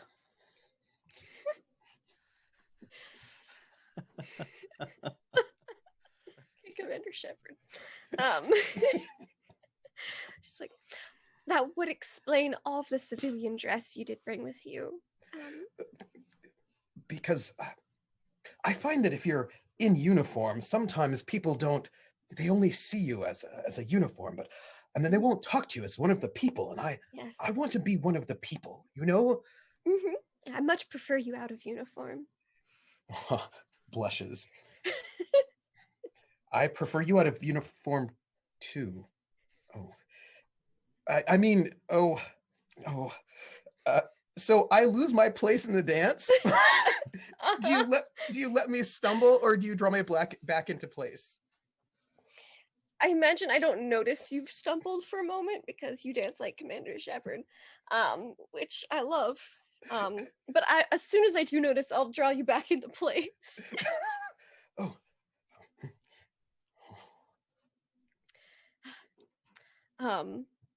And so I imagine that, the Easton boys like take a break, and then the Weston girls begin their set, because they take breaks. You gotta have you don't want any lull in the music, so I wanted to ask, how was everything with your family? I know there was some tension there. Tension's still there to a certain extent. Just Carthaginians were, some people are a bit fickle. Oh, is there anything I can do to help? Well, if Rome was to be perhaps more amenable, an ally, I think perhaps that you could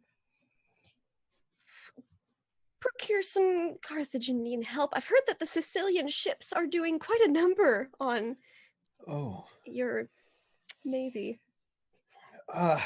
It's not yes. I can explain, but you do know that I have a warship, right? Yes, it's beautiful. Like you. I mean, what you're I'm at warships. Warships. So during your Commander Shepard dance, yes. You have the opportunity to draw me close and hold me for a moment. Do you take it? It's during the set change.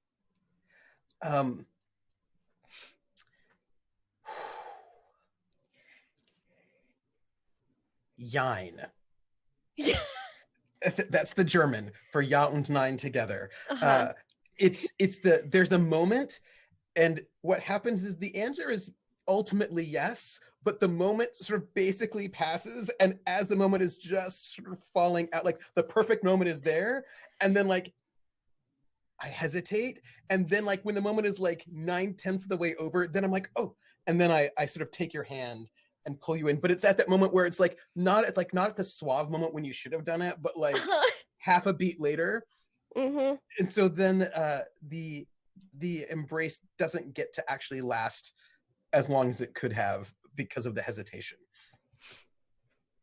And it was all about wait, is this proper? Should I yes, no? And it's this there's a dance that Veritas is always doing, which is I've got to do the proper thing, but then there's also something that I want to do, and that always ends up meaning that he's always a half a step off beat. Mm-hmm. In all ways. As a dancer, this hurts my soul a little bit, but it's also really funny.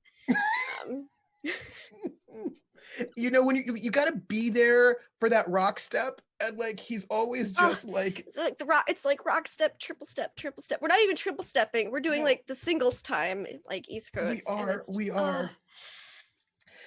Yeah, yeah, yeah. And he's Great. there, and it's one of those things where, and I think what happens, because I can imagine it, is that he holds you, and then we're supposed like the one's gonna happen, and then he actually doesn't start on the one, he's like on the and. It's like, because it's always just this little bit of like a like half a beat off, either in the flirting or in the holding or in the dancing, or in apparently trying to stop his ships from being attacked and by Sicilians. Always just a half beat off on that one as well. Wonderful. Yes. I have to ask, are Enza or Stardust dancing as well? So there's a whole like dance party going on. I think we are.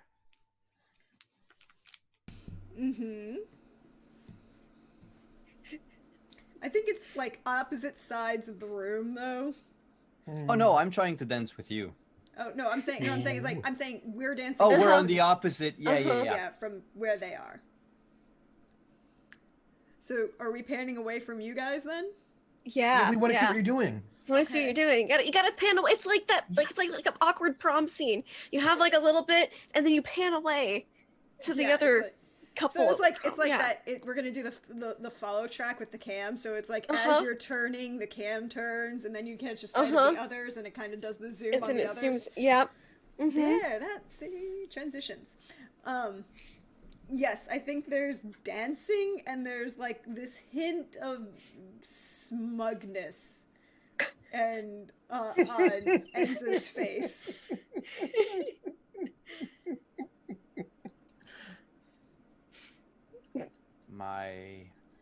As we're dancing, Astartes says, "My men and my ship are at the ready."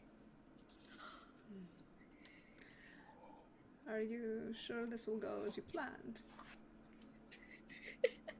No, we have spied a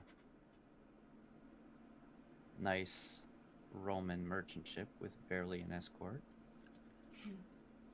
I have the extra supplies of weapons if you need them. Much obliged.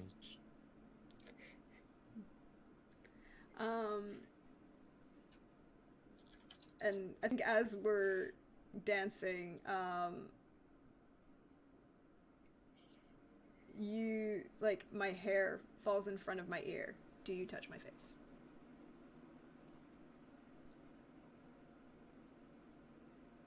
I think I do. And just to spite Varinus, I do it exactly at the perfect moment. Like you wait until he's like looking like over my shoulder in that direction too, so he sees just the smoothness. It makes him feel even less smooth. But and when I see this, my response in my mind is, that Astartes, so smooth.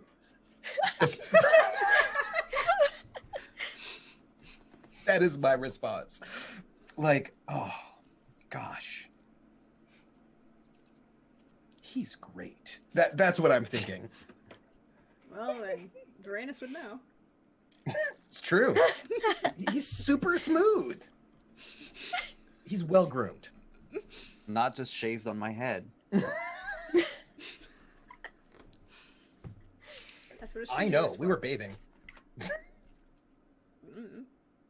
Public bathing thing, and I think there, you know, she would kind of smile at that when you move her hair. Things have been very profitable on your end, I wager?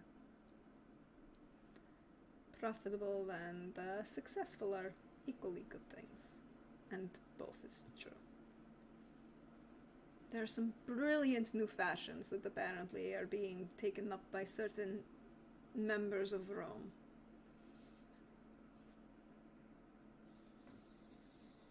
Such a shame that they don't even know where those supplies are coming from.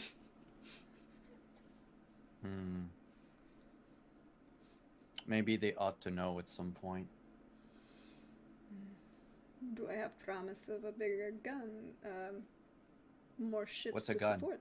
Yeah, it's like a ballista, bigger ballista. Oh, I mean, if you need a bigger ballista, look no further. You haven't proven that yet. Well, we so rarely have time to spend together lately. But I see you've taken up with a new friend.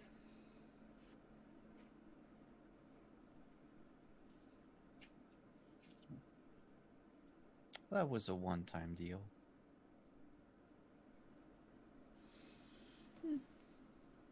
You know where the door is if you want to come.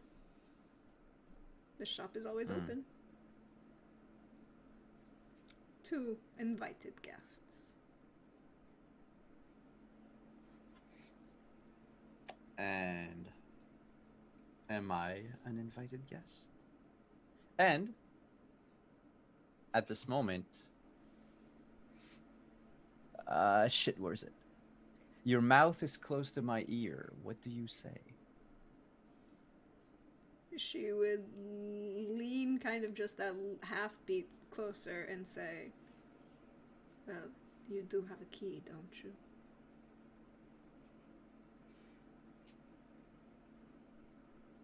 I'm gonna update my character sheet. Update my inventory. Quest item appears.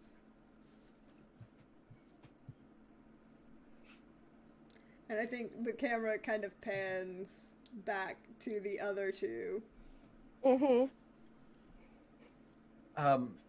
So as we are, I imagine maybe at this moment we are sort of off the dance floor and perhaps having some grapes, right, and sort of wrapped olives, perhaps some bread and oil, and I'm feeling. I want stuffed grape leaves. Thanks, Trooper. We're gonna have some stuffed grape leaves. That's what we're doing. That's right here with some cheese, some goat cheese, some bread, some olive oil. I mean, it's delicious what we've got going on right now. Yeah. And Tasty. and I'm not at all Real hungry. It's fine. So I am feeling generous. What favor do you ask me? Ooh. And I say, you know, my time here at your estate has been some of the happiest in my life.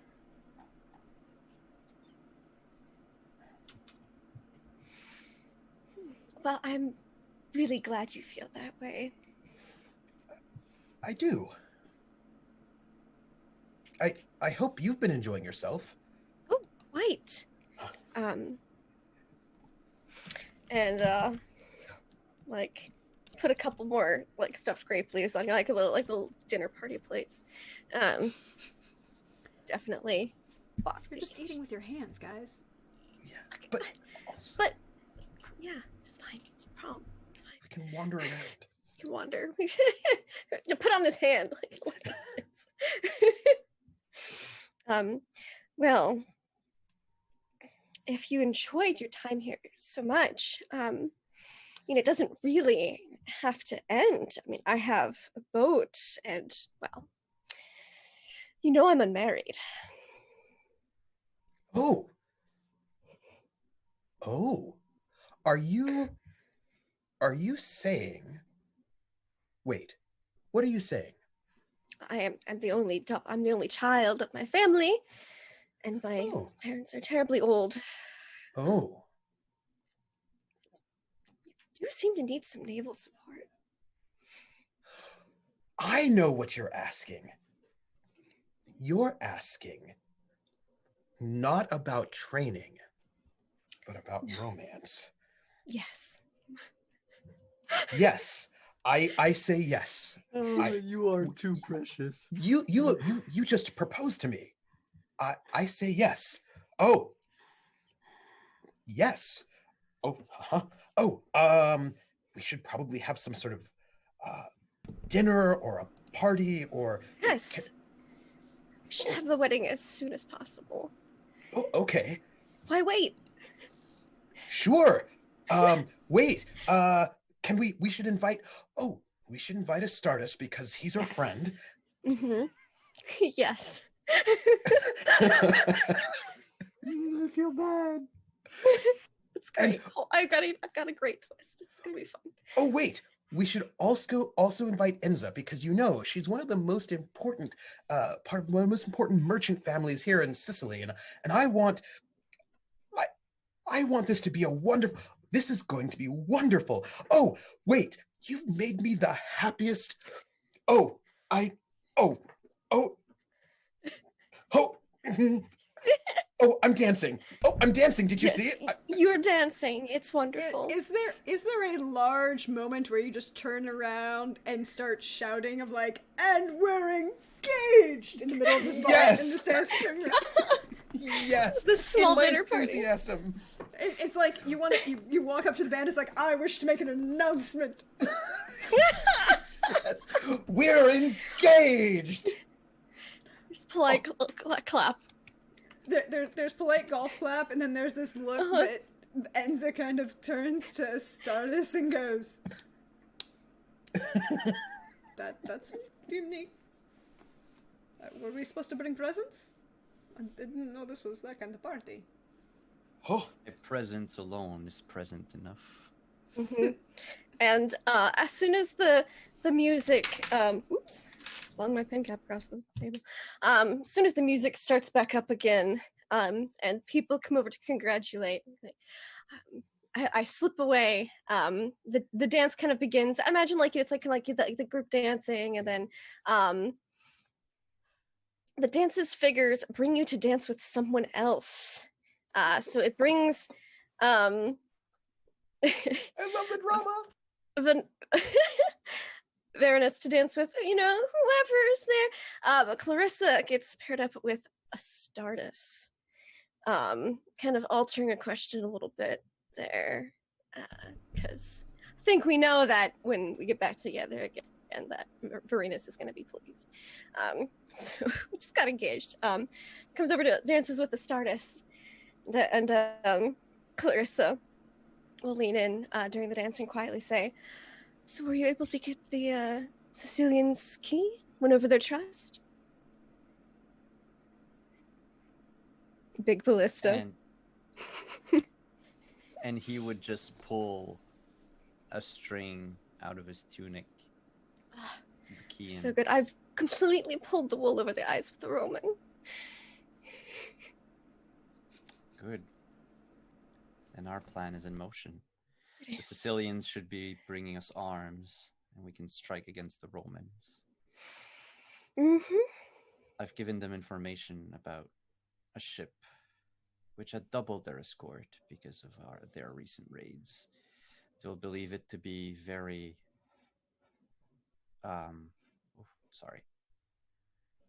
very vulnerable. Wonderful. So the Romans won't see it coming. Obviously have very inside intel on their ship's movements, and you can get the upper hand on the Sicilians, and together Carthage will be, well, we'll have the seas. Who knew that this warrior princess I met so many moons ago would turn out to be a brilliant strategist? Well, you know what they say, all is fair in love and war.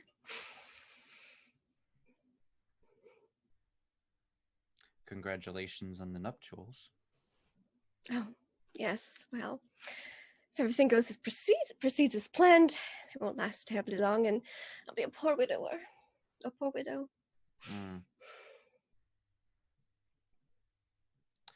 Well, if you ever need a shoulder to cry on, know that your cousin is always there.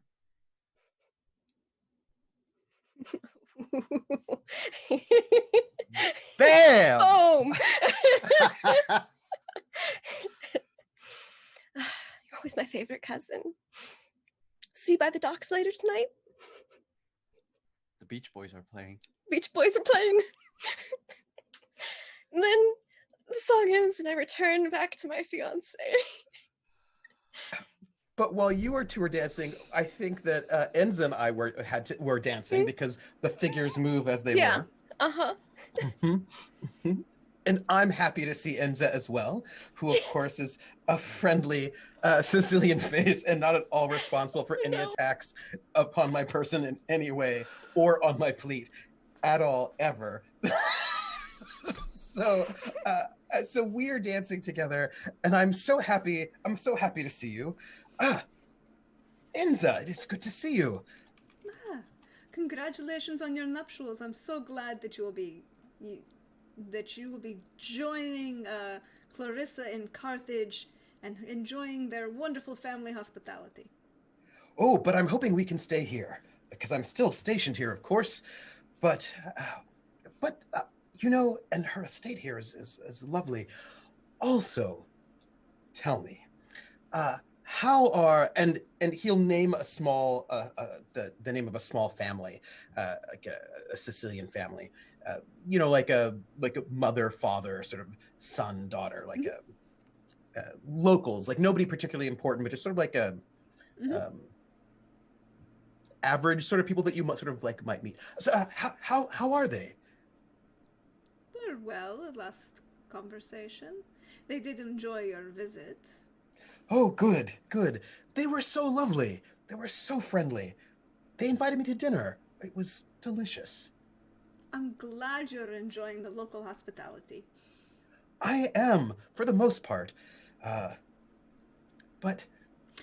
is there something wrong?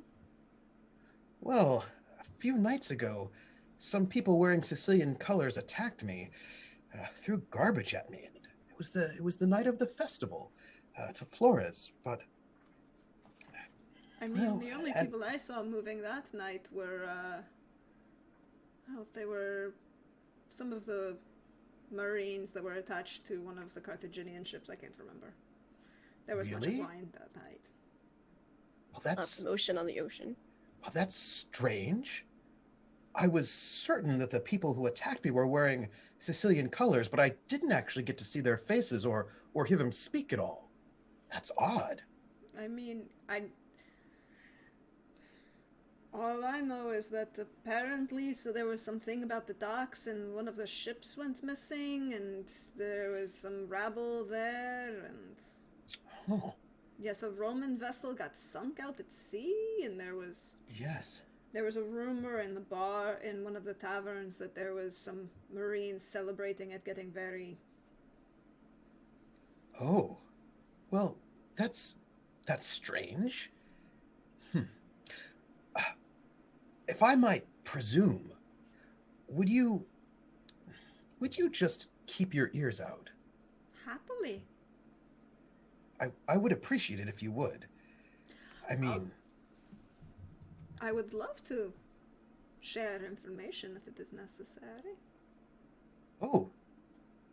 Thank you. And if I can find anything else that might be interesting, for example, if anyone were impersonating you good Sicilians, I would certainly let you know. I have a lot of respect for your leadership and your knowledge of this place. I did have a question that you might be able to answer. It's just a small little question. Sure, of course. Anything. And she kind of just side-eyes. I mean, I had heard a rumor that your charming bride-to-be, her family was coming to visit. Do you know anything about them? I wouldn't want to be rude. Oh, gosh, I hadn't even heard that her family was visiting. I should probably ask her about that. Oh, that seems like it would be a terrible faux pas. Oh, I should probably get something. Oh my goodness. No, I would like to ask you at this moment in the dance, you laugh. At what do you laugh? I think she just kind of turns and is smiling, and you can just see her track over your shoulder to a couple other people that she makes eye contact with and just like laughs, but it's that kind of not laughing at you, and you know she's not laughing at you, but there's something she's just laughing at in general, and it's just like light and tinkling kind of charming laughter, and, and then she kind of so sorry. Oh, you know what? Could I ask you for a favor? If my fiance's family's coming to visit, I would want to get them something as a present, but something that says Sicily. Something to honor this place, since we're going to be married here, and I want our wedding to be. Would you be involved in the wedding planning process? And there's this moment of look on her face. She's like, I think you should ask your future bride-to-be about that one. That seems a very... She has this moment of like, dude, I am not getting in that fight when a bridezilla comes at me because the groom decided to pick the wedding planner. It's like, that's the thought process going through it. But afterwards, you know, I'm sure I'll be happily to discuss it with you. It'll be absolutely wonderful. It'll be perfectly. I have so much fun. So many things we could discuss. And I think at that point in the dance, something about me catches your eye, and your look lingers. What is it? I think what catches my eye, if I may, is that because you have moved your hair, you'd moved your hair, and I notice a fresh wound that has been sort of like a battle scar that you have been sort of hiding because your hair is partially down, but it sort of moves. And I notice that you have been injured. You have taken care of it, if I might, that there's perhaps some sort of evidence of some sort of battle that you were involved in some way. Kind of like a badass cool scar, but not an old one, a fresh one, if I might. Mm-hmm. And I go, oh, you're hurt, and instinctively I touch your neck. I'm not thinking about it as a flirtatious thing at all, but more like, oh no, you're hurt. You're not bleeding or anything like that. And so I touch your neck. You've been hurt. Small hazard of my work, unfortunately. A box cut me as it fell. Oh, well, we have excellent surgeons with the Legion of the ship if you ever need help or assistance. Oh, I appreciate that so much. And we Romans are here to help. We're here to help. We're the friendly empire. We're gonna colonize your place, but in a friendly way. And I think that's the slogan. Romans here to help. That's Marinus' house slogan. And I think the camera pans away and the night continues. We're gonna do one last one for Trooper gets to pick, and that'll be the end for tonight or for today. Yeah.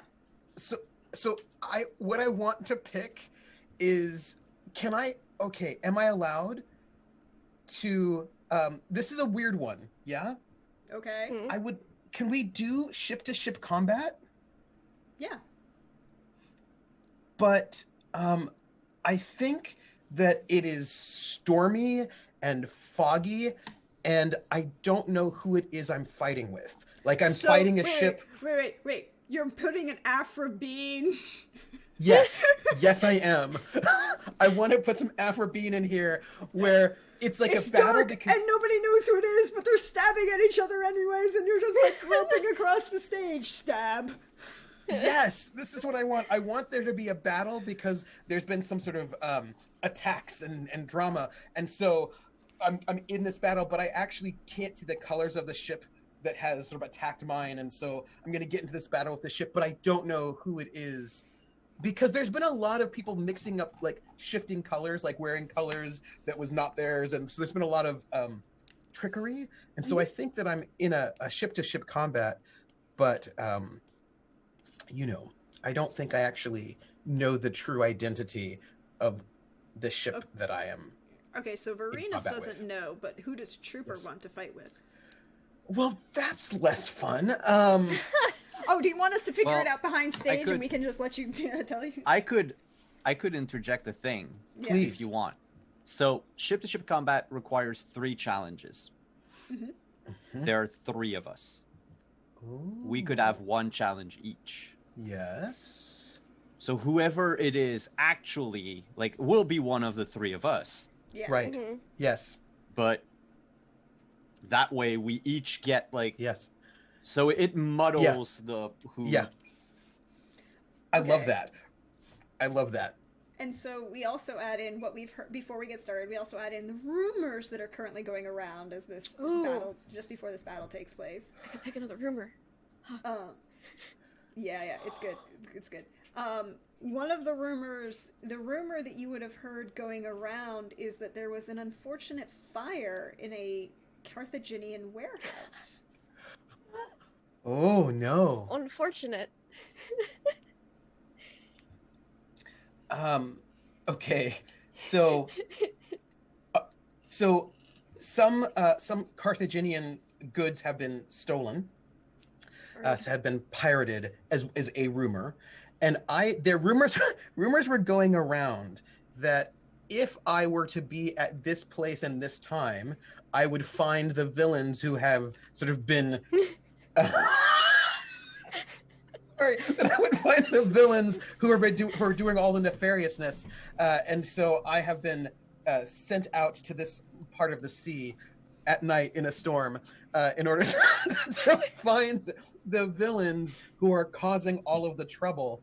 And so the rumor that has been out is that this location will be the space where villains may be found who are malefactors. Now, who sent those rumors? I really don't know. And but here at this time and in this place is where I've been, where apparently those who have been attacking, because a lot of ships have been attacked and loosed, and a lot of goods have been stolen. So apparently, if I go out here, I'm able to catch the villains red-handed.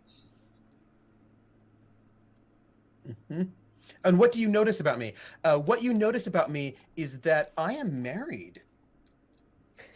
Yes, I am married, and and this marriage has been great for me politically as well as personally, right? Like now being married is like looks well upon me from professionally, and people think like it's great. Like I am super happy and I'm super in love, and this is what you'll notice about me, that because everything is great in my life right now, and I'm gonna go into the ocean in a storm for battle, and it'll be fine. I have to ask the question.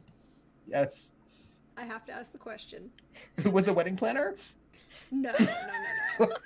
What are the current odds at the local bookie that this is your wife is plotting your murder? Oh, I'm sure they're very high.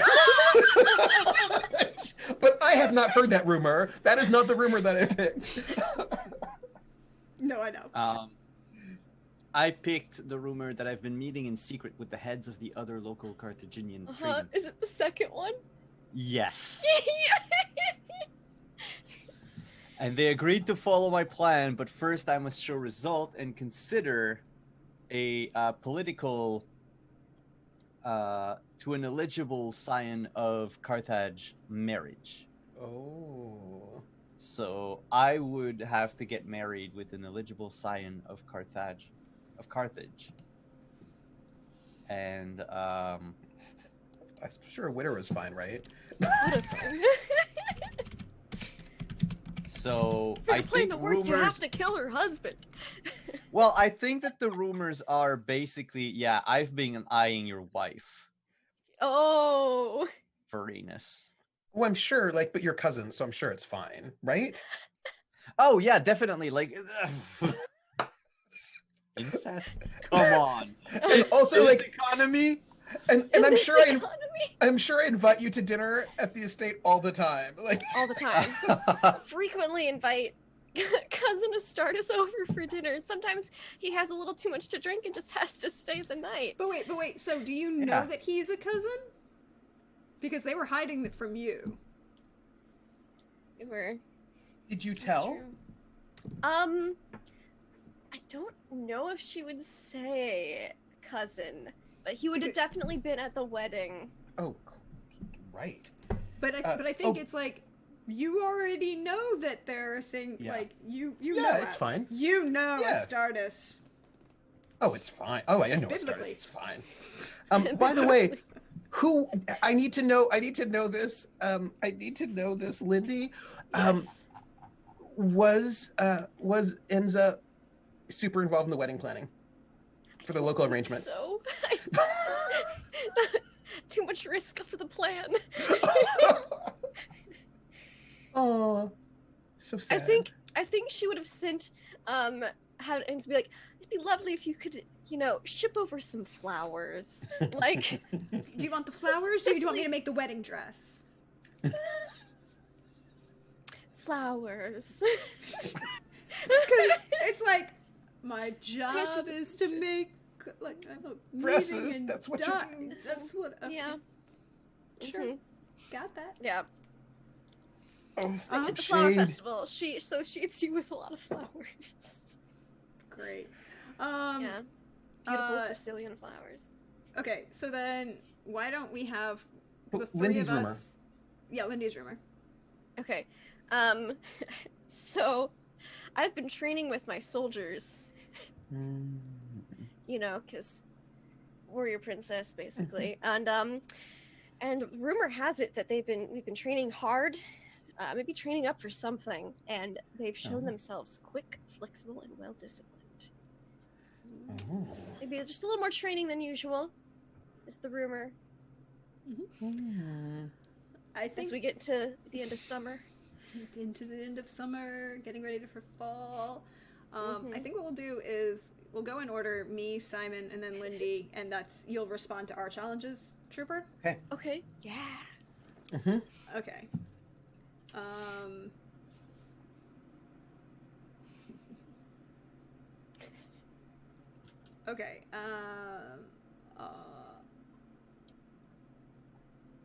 Okay. So, you notice it's a stormy night and you're not quite sure, and there's another vessel that's out there. You can't quite make it out. But all of a sudden, you notice that the ship swings around, attempting to clip your oars in the water. Are your rowers able to pull up the oars in time? Let's see. I think for this first onslaught, yes. Our Roman soldiers are very disciplined, and if there's one thing we're actually pretty good at is soldiering. And I will say that one of the things that ends up happening is that Varinus, who is quite well educated, especially in tactics, was able to have our rowers sort of pull the oars in because he saw the ship coming, which slows him down and sort of makes him a little bit less maneuverable, but the oars have been saved. But that leaves me open. So, your turn to respond to the challenge. Oh, me? Yeah, that's the point. It goes back and forth. Oh my goodness. Let me see. I will say, I think that with you coming in, right, to try and sort of clip my oars and me pulling in, I managed to pull my vessel up alongside yours and lower the ramp to send boarders across to seize control of your vessel. Are you able to repel them? How? I think the first round, yes, because we we were prepared for this maneuver, so when they go to put the ramps down to go over, you see the ramps don't the vessel pulls out just the side so that we pull your ramps with us and you can't. Mm-hmm. And I don't have the maneuverability because my oars are in to be able to sort of counteract that. Yes. And because we had planned for this, our same side oars are in, but we have our counter oars out and we'd already been propelled for it and it's pulled out. Mm-hmm. Mm-hmm. Simon, you get to make challenge number 2. It is night, and I order my troops to launch the pots filled with Greek fire towards your ship. Suddenly, the sea is aflame and alight. Are you able to avoid the attack? And the best part about this, best / worst part, is that the 2 ships are right there. I mean, we're kind of pulling out. The answer is no, because with my oars in and having sort of all of a sudden from some other direction, right? All of a sudden this Greek fire goes everywhere and we're not able to avoid the attack. The sea is aflame. We have our sails are alight, and now our ship is like full of trying to do damage control at this moment. And so in this moment with our sort of everybody sort of in a little bit of a panic, trying to sort of figure out what to do. As a counterattack, my ballistas and slingers open fire with full bombardment, because I think that in the night, with all of this Greek fire coming from your ship is alight. We can see you at least. You're not on fire, of course. And so we immediately send the people who are on our slingers and our ballista people out to fire an onslaught against your ship. We're like, there you are, right? And then we fire. Can your ship withstand this onslaught? And if so, how? I think it barely withstand it.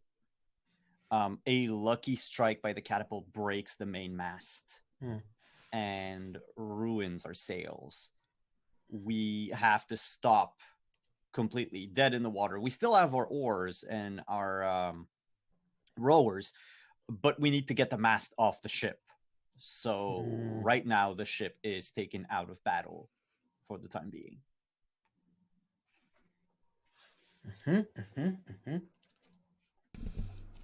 Lindy, I'm ready for it. Are you ready for it? Yep. You never would have guessed. Hide in an inlet, attempting to flank you so that I can ram you from behind. Do you notice my attempt with all this bombardment and ballista going on? No, I do not. I was on top of things, but I do not notice you coming from behind from this inlet, being sneaky as your expert tactician. And with this, I mean, there's a lot going on right now. Yeah. And I do not notice you before you ram my ship. However, yes. So that's really bad. But this is when we are going to try to send boarders across, as our ship is in the state of real badness at this moment. We're going to try to board your ship as a last ditch effort. Are you able to repel our boarders? If so, how? Yes, because we were married, and a lot of training was had. I learned some secret Roman fighting techniques, and that's what I've been training my soldiers in.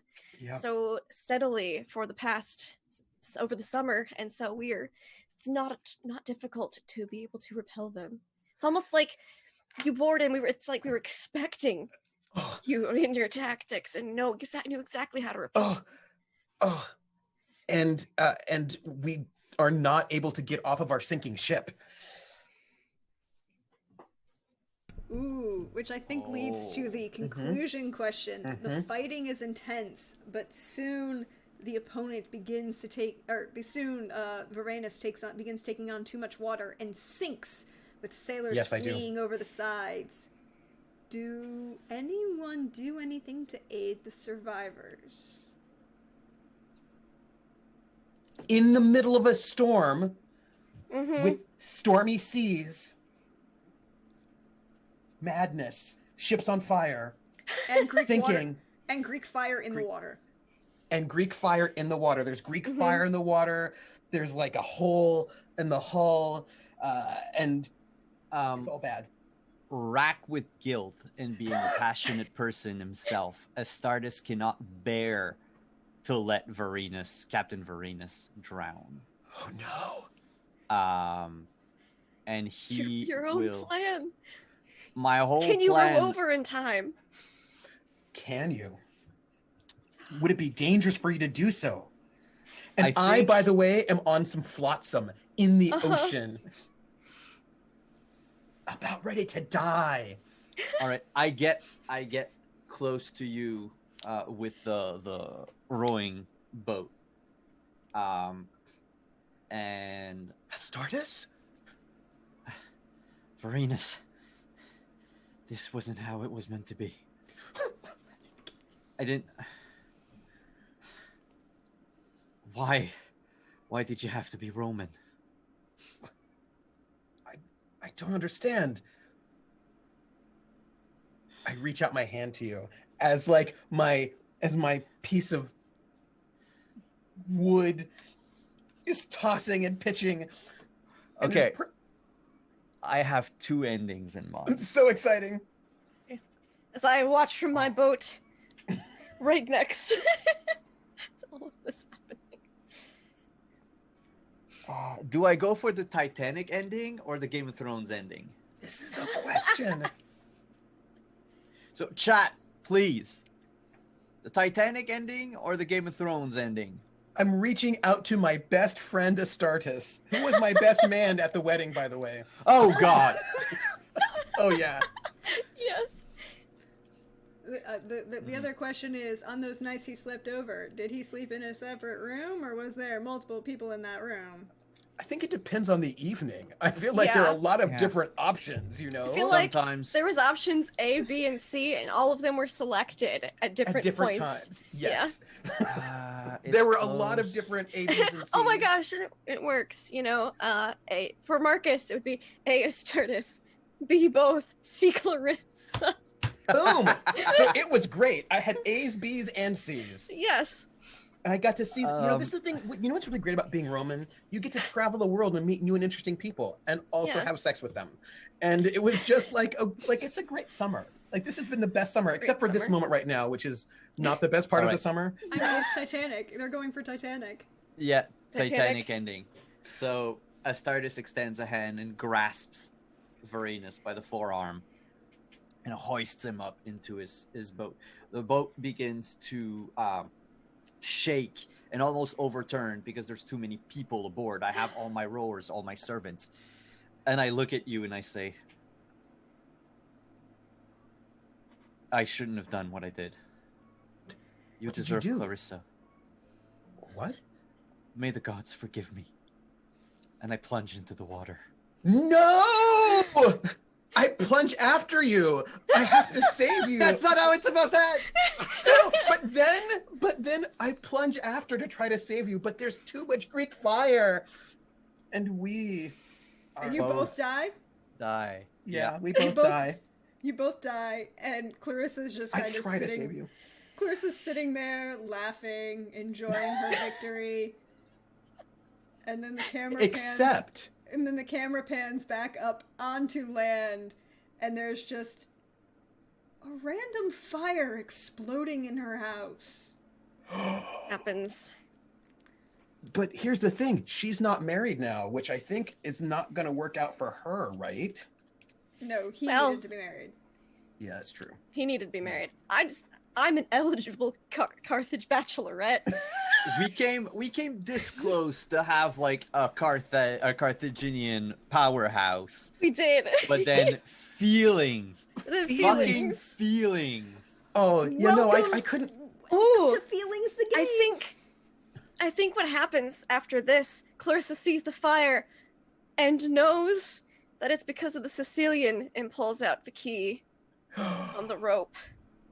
It goes and does likewise before sailing to Rome, where, woe is me, my Roman husband had perished at war with Carthage and the Sicilians, and Yeah. I get a new Roman husband because I was a little antagonistic with fellow Carthaginians. Astartes was gonna, cement that back together, but I'm a Roman widow now, so You are a Roman matron. You wouldn't even have to get remarried. You could do what you wanted. just take what- over. You just Marina's take over my estate. Yes. Yeah, because I had a good estate. I'm So like, you- as long as well- he didn't have any brothers, and you're fine. Yeah. Yeah, no, I just go burn your house down too, and then sail off to Rome. I love the image that I love the image that Enza is, and the Enza like followed Astartes one night because she's already been planning all of the things, and things just explode. But that's where we're going to end today's events, and we hope you all had fun. We're going to go around quickly and let people say goodbye, and so we'll start in the same order we did. Simon. All right. I'll jump off right after Yeah. because I have someone else waiting for me. But hi, I'm Simon at Wondering DM. I absolutely loved doing what we did today. That was a nice game. Trooper, Lindy, Deirdre, thank you for having me. It was a very nice. I needed some drama and some changes to my mental state. So thank you very, very much for that. You can find me over on twitch.tv/wanderingdm tomorrow for Thirsty Thursdays and Dragon Age, our penultimate episode and of the first season, because there will be a second season. And then on Friday, we are doing a very special Cyberpunk Red character creation session using the full rules from the unreleased game. I have access to that, and it's awesome. So we'll be building characters. I'll be building an NPC as well, just to show the different ranges of characters that we can create. It might be a slightly longer stream than usual, but come around.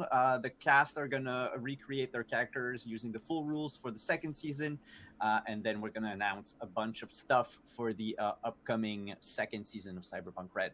On that note, thank you so much. I have to leave because I have to go plot things with Lindy and Deirdre's and Trooper's GM. Say hi to Greg for me. Say hi to Greg. Say hi to Greg.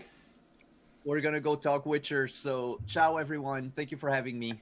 Bye bye. All right, so the cameras are gonna mess up for a hot second while I make things work. And How do you do that? How do I do that? You just I move cheat. boxes around. I move boxes around. I cheat and move boxes around. Yeah. I do that sometimes. Depends on the game and how complicated the overlay is. Fair. I also just, Hi, I'm Simon at Wandering DM. I too DM the Witcher game, and I DM Cyberpunk Red, and we play fun games on my channel. Can you like give us the Pirates secrets? on Saturday, and there's super fun pirate secrets that are going to be happening that I don't know because I'm not the DM for that game. Prax is, but I'm a pirate who's flirting with a nun but has a crush on a fellow crewmate. That's me, Simon at Wandering DM. 'Cause I was in Yeah, that box it's- for a while. Can you tell us the secrets about Witcher, Simon? See, I would love to, but I have a meeting with Greg in which we're gonna discuss the secrets. Right. So, yeah, Fair. it's so many. tell you that secrets. Yannicka got some XP. So did Ainfra. She's real happy about that. It makes life so much IP. easier. Sorry guys, you're gonna see this in a hot second as I fix things. You fix make- it. I fix it. I fixed it. You fix the thing. It will be good. Yeah. On the it's bonus side, Prax, the Carthaginians and the Romans left for a while. Yes, Yeah. they did. So, like, technically, Clarissa and Enzo both won a little bit, but in different ways. Yeah. Clarissa just had like 3 different plans. Enza had one plan and it worked. She had one plan. She had one plan and it worked. She's like, oh, okay, I'm gonna work. I had one plan and a backup plan. I had plans A, B, and C, and I had to go with plan C. I also had A, B, and C, but those were different. Those were different. You did. It's fun. I love that the 2 women are the ones that survived. It's like, bye guys. Buckets. I imagine she was just sitting on her boat and was like, okay, yes, I will have my cousin. This will be great. And he saved my husband. And he jumped back into the water. Well, I still have my husband, and he jumped in too. Fuck it. I'm burning her house down and sailing to Rome. Well, but like in the moment, like you're passionate, right? You can't like if he jumps into the water, like you can't just let him. See, Clarissa, while she didn't have the passionate trait, she had enthusiastic, but fickle. She didn't really mind who she ended up with. I mean, which here's the thing. no one. and so, I'm confident that I could have got him out of the water, and I'm pretty good-hearted, so I wouldn't let him die. Turns out, though, that's not what happened. turns out that's not what happened. Too much Greek fire. Ensa's idealistic and resolute. She wanted y'all gone, and she was gonna stick to that. Yes. And she's troublesome. It worked. She's troublesome. But then it is oh, sorry. Also, I had critical, which is why I was like, well, that was stupid, and that was also stupid. You know what? I'm fine without either of you guys. Bye. All right, Lindy, it's your turn. Sorry. It's me. Hi. Yes. I'm Lindy. You can find me online at Laugh Love Lindy. I play in and GM a lot of tabletop RPGs. Every Monday and Tuesday on my channel, you can find us playing D&D 5e, in which Mondays are pretty intense. I'm a player. I'm a horrible person. I basically play Simon's character to a certain extent, a suave, like greasy nobleman warlock who's a pyramid scheme warlock, and it's amazing. And I love it so much. And on Tuesdays you can find me DMing Ravenloft stuff, in which I've almost one-shot a player to death last night. Crits happen at unusual times, folks. 14d6 damage is a lot at level 7. The dice don't lie. The dice don't lie. Yeah, and my favorite part is that that player did the exact same thing at the very end of the session. I'm like, so you made this mistake and this happened, and now you're going to do it again. Yes. So I can't wait for next Tuesday. This Saturday morning, I believe at 9:30 Eastern, you can find us for Teenagers from Outer Space, our Telsorian games. It's our once-a-month campaign. It's super duper fun. It's got Greg, it's got Travis, it's got Emma from WebDM, and Kiana is wonderful and DMs it. Also, right after that, like an hour, maybe a couple hours after that, whatever, it's time. A short amount of time after that, you can find Prax DMing me and Simon as Pirates, where I'm going to be playing Josie, short for Josephine, the pirate, and she's lovely, and I can't wait to play her. And does she steal things? No, she murders people. Well, she murders people. Serial killer, it's fine. I mean, I'm she kind of steals like an their hearts. Serial killer at this point, but you know, who knows how long the X will stay. She steals people's hearts, literally. I do. It's fine. It's a part of the thing. There's a whole thing. You can find me in Prax, and unfortunately not Trooper, but you can find us too playing The Witcher tonight, which will be super duper fun. So thank you guys so much, and have a good week. And Trooper, hi, thank you. Oh, we needed this. Oh, so lovely. And also, Prax, hello, awesome excitement with your hack. Yay! I'm glad you enjoyed it. I did. I how nice. Right? How lovely was that? That makes me happy. I'm Trooper SJP. You can find me on Twitch at Trooper SJP.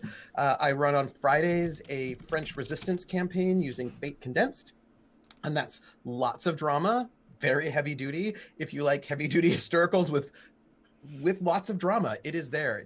It's heavy. It's good. We just finished 2 solo sessions where people made some really hard choices, and now everyone's going to get back together on Friday. We're going to find out what happens.